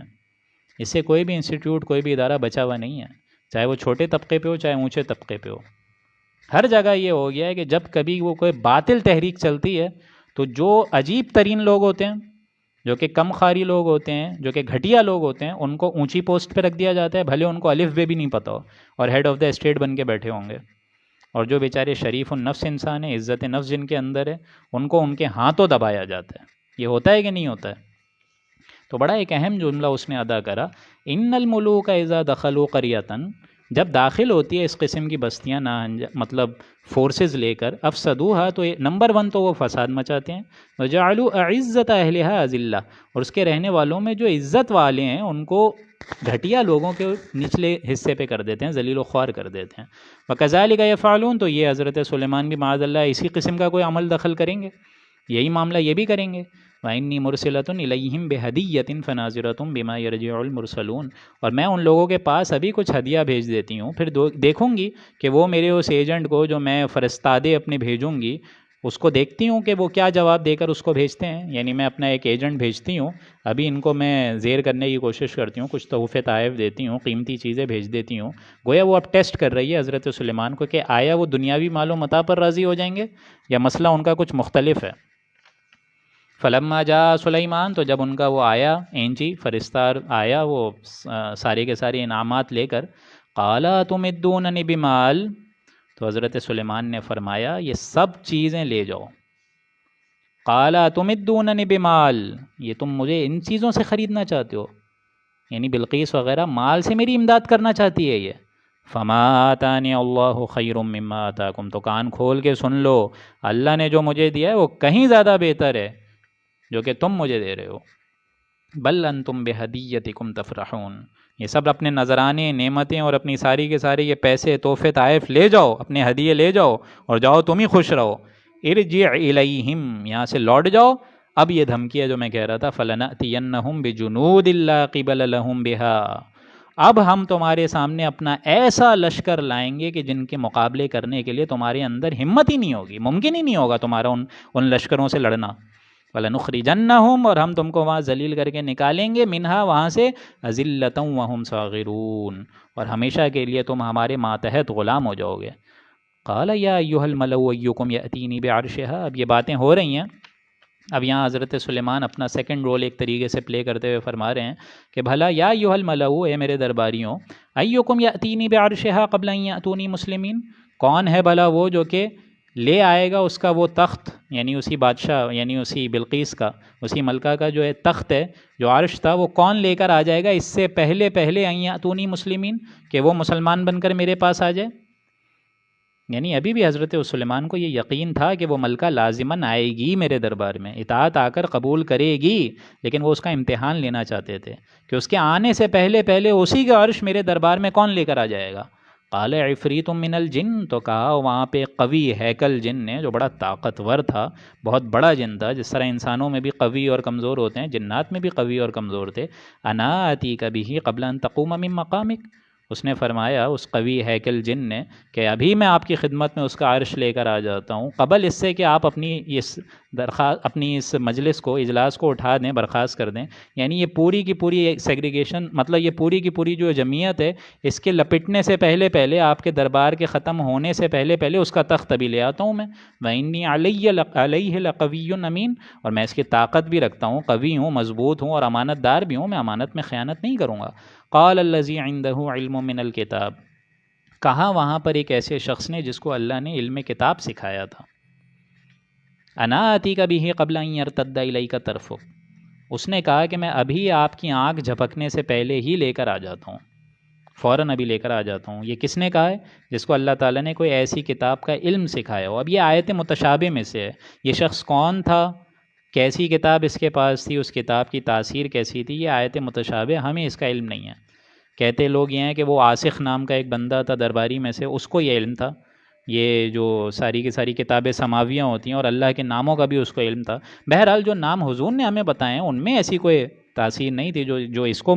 مہیا تھی، لیکن ظاہر بات ہے اب یہ ساری چیزیں، اس کا انکار تو ہم نہیں کریں گے کہ ایسی کوئی کتاب تھی یا نہیں، کیونکہ قرآن مجید کا حصہ ہے، لیکن اس کے لیے کوئی شے لازم کر دینا وہ صحیح نہیں ہے۔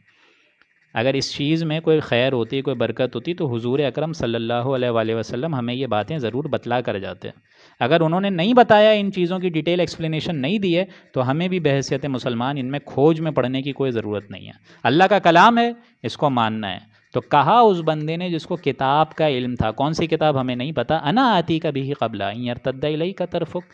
میں ابھی لے کر آ جاتا ہوں، ابھی اس سے پہلے کہ آنکھ بھی آپ کی جھپکے گی ہے سلیمان، میں ابھی لے کر آ جاتا ہوں علیہ السلام۔ فلما رآہ، اور لے بھی آیا، فوراً ان کے روبرو سامنے بھی پیش کر دیا، فوراً عرش لے کر آ گیا۔ ابھی حضرت سلیمان بات بھی کر رہے تھے کہ اس ملکہ جو بلقیس ہے اس کا عرش آ گیا۔ فلما رآہ مستقرا، تو انہوں نے دیکھا اور خوش ہو کر اپنے لشکر کے طور پر کہنے لگے، عندہ قال ھذا من فضل ربی، کہ یہ سب فضل ہے، یہ سب عافیت ہے، یہ سب مہربانی ہے، یہ سب عنایتیں ہیں میرے رب کی طرف سے، یہ سب اللہ کی طرف سے ہے۔ ظاہر بات ہے اللہ کی بندگی کا نقشہ یہی ہے کہ بڑی سے بڑی بھی بات ہو تو اللہ کا فضل سمجھنا چاہیے، اس میں اپنے کمال کو نہیں دیکھنا چاہیے کہ میرا وزیر بھی اتنا کمال یافتہ ہے تو میں کتنا صاحب کمال ہوں گا، نہیں، یہ اللہ کے بندوں کا، اور ظاہر بات ہے عباد الرحمن کا یہ معاملہ ایسا نہیں ہوتا ہے۔ ھذا من فضل ربی، اللہ کا فضل ہے، لیبلونی اشکر ام اکفر، یہ تو اللہ میری آزمائش کر رہا ہے کہ میں شکر کرتا ہوں یا کفر کرتا ہوں۔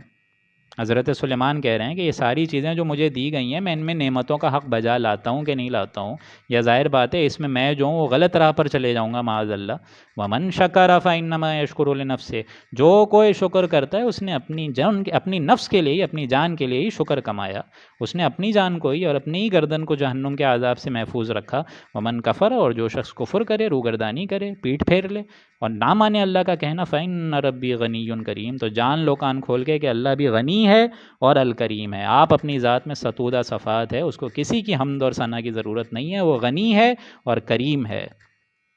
قال نکروا لها عرشها ننظر اتهتدی ام تکون من الذین لا یہتدون، پھر اس کے لیے ظاہر بات ہے جب تخت آ گیا تو حضرت سلیمان نے فرمایا کہ بلقیس کو ذرا اور آزما لیتے ہیں۔ انہوں نے حکم دیا کہ اس تخت کی ذرا صورتحال بدل دو تاکہ اس کو بھی پتہ لگ جائے، من الذین لا یہتدون، کہ اس کو بھی ذرا سمجھ آ جائے کہ اس کا شمار ہدایت یافتہ لوگوں میں ہوتا ہے کہ نہیں، یعنی اس کو علم ہو جائے اس بات کا کہ میرے اندر کتنا اللہ تعالیٰ نے مجھے کتنی چیزیں دی ہوئی ہیں، اور وہ جو انعامات سے مجھے خرید رہی تھی اس کو اندازہ ہو جائے گا کہ میں نے اس کے آنے سے پہلے ہی تخت لے کر آ گیا اور تخت کا تھوڑا بہت حلیہ بھی بدل دیا، تو اب معلوم ہو جائے گا کھلم کھلا کہ وہ کن میں ہدایت یافتہ عورتوں میں شمار ہوتی ہے یا نہیں۔ فلما جاءت قیل ھکذا عرشک، تو جب بلقیس آئی تو کہا کہ یہ بھائی یہ تو تخت ایک دم ایسا ہی ہے، میرے جیسا ہی ہے۔ وہ کہنے لگی فلما جات، جب آ گئی بلقیس، وہ ملکہ آ گئی وہاں سے، ملکہ یمن سے، اہا کذا عرشک، کہا گیا کہ یہ تمہارا تخت ایسا ہی ہے کہ نہیں ہے، اہا کذا عرشک، تمہارا بھی تخت ایسا ہی ہے نا؟ حضرت سلیمان نے کہا قالت کانہ ہو، اس بلقیس نے کہا کہ بالکل یہ تو وہی ہے، ایسا لگتا ہے یہ وہی ہے۔ وَأُوتِينَا الْعِلْمَ مِنْ قَبْلِهَا وَكُنَّا مُسْلِمِينَ، اب اس پہ حقیقت منکشف ہو گئی، ذہین عورت تھی اور جو تخت دیکھا اس نے رکھا ہوا تو وہ بھی پہچان گئی۔ ذہانت اس کی اتنی تھی کہ اس کی ذہانت پر مبنی اس کا وہ قول بھی تھا کہ بادشاہ جب کسی بستی میں گزرتے ہیں تو وہ فساد مچاتے ہیں اور ان کے عزت والوں کو ذلیل و خوار کر دیتے ہیں، تو عزت دار بھی ایک طریقے سے یوں سمجھیے کہ عقل والی تھی، ذہانت تھی، ذہین تھی، تو اس نے فرما دیا وہاں پر، ایڈمٹ کرا وَأُوتِينَا الْعِلْمَ، کہ اے سلیمان علیہ السلام اس سے واقعتاً یہ بات تحقیق ہو چکی ہے، علم اب ہمیں آ چکا ہے، من قبلہا، پہلے ہی آ چکا تھا۔ آپ کی جو نعمتوں کو، اس سے ہماری نعمتیں آپ کی نعمتوں سے اگر ہم کمپیئر کریں تو آپ کی نعمتیں تو بہت زیادہ ہیں، تو ہمیں اللہ تعالیٰ کی طرف سے ایک علم آ چکا تھا، وَكُنَّا مُسْلِمِينَ، اور ہم اب اطاعت کرتے ہیں، آپ پر بھی ایمان لاتے ہیں، اور ظاہر بات ہے آپ کا جو اللہ ہے وہ ہمارا بھی اللہ ہے، اب ہم سر تسلیم خم کرتے ہیں اور ہم مسلمان ہوتے ہیں۔ وَصَدَّهَا مَا كَانَتْ تَعْبُدُ مِن دُونِ اللَّهِ، اور اب ہم تصدیق کرتے ہیں اور اب ہم کسی غیر اللہ کی عبادت نہیں کریں گے۔ حضرت سلیمان نے وہ شرک کا شائبہ بھی اس سے دور کر دیا۔ انہا کانت من قوم کافرین، یقیناً اس کی قوم کافر قوم تھی، وہ سجدہ کر رہی تھی سورج کو، حالانکہ سورج خود مخلوق ہے۔ انسان سجدہ کرتا ہے تارے چاند ستاروں کو، حالانکہ یہ سب مخلوق ہیں، سب مخلوق ہیں، صرف ایک اللہ خالق ہے۔ قیل لها ادخل الصرح، آخری دو آیات ہیں کہ اس محل میں اب داخل ہو جاؤ۔ حضرت سلیمان نے کہا اس بلقیس سے کہ ٹھیک ہے، اب وہ جو ہو چکا، اب اس محل میں ذرا داخل ہو جاؤ۔ فلما رأته حسبته لجة وكشفت عن ساقيها، تو جب اس کا صحن اس نے دیکھا اس کا جو گراؤنڈ فلور ہے وہ تو چمک رہا ہے، لجة وكشفت عن ساقيها، تو اس نے سمجھا کہ یہ پانی ہے، اور اس کے ذریعے سے اپنی پنڈلیوں کو کھول دی کہ پانی کی وجہ سے جو اس کے تلوے ہیں وہ گیلے نہ ہو جائیں، پاؤں جو ہیں وہ گیلے نہ ہو جائیں، پنڈلیوں کو کھول دیا۔ قال انہ صرح ممرد من قواریر، اس وقت سلیمان نے فرمایا بھائی یہ محل ہے جو شیشے اس میں جڑے ہوئے ہیں، یہ پانی نہیں ہے۔ تم سمجھ رہی ہو یہاں پانی ہے، حالانکہ پانی وغیرہ نہیں ہے، یہ تو اللہ تعالیٰ نے مجھے اتنا عظیم الشان سونے چاندنی کا ایک محل دیا ہے جس کی ریفلیکشن نیچے پڑ رہی ہے اور تم سمجھ رہی ہو پانی ہے۔ قالت ربی انی ظلمت نفسی، اب ظاہر بات ہے حقیقت منکشف ہو گئی۔ یہاں اس ملکہ کو اور احساس ہو گیا کہ اس کے حاشیہ خیال میں بھی نہیں تھا، کہ وہ علم ہی نہیں تھا کہ اللہ نے حضرت سلیمان کو جو دیا ہے وہ کہیں زیادہ بہتر ہے جو اس کو دیا تھا۔ قالت ربی انی ظلمت نفسی، اب اس نے آخری قول فرمایا کہ بے شک ہم نے اپنی جانوں پر ظلم کیا، واسلمت مع سلیمان، اور اب میں سلیمان کے ساتھ ایمان لا رہی ہوں، للہ رب العالمین، اس اللہ پر جو کہ تمام جہان والوں کا رب ہے، پالنہار ہے۔ اللہ کے فضل و کرم سے یہاں 3 رکوع مکمل ہو گئے، اور کل انشاءاللہ سورہ نمل کا بھی اختتام فرمائیں گے۔ آپ سب حضرات کا اللہ تعالیٰ بیٹھنا سننا قبول فرمائے، ان میں کوتاہیوں کو درگزر فرمائے، اور اللہ تعالیٰ اسی قرآن مجید کے بابرکت رستے پر ہم سب کو ہمیشہ تا حیات گامزن رکھے۔ کل انشاءاللہ 4، 5، 6 اور 7واں رکوع سورہ نمل کا مکمل کیا جائے گا، اور اس طریقے سے کل سورہ نمل کا اختتام ہوگا انشاءاللہ۔ بارک اللہ لنا ولکم فی القرآن العظیم ونفعنی وإیاکم بالآیاتہ والذکر الحکیم، صدق اللہ العظیم۔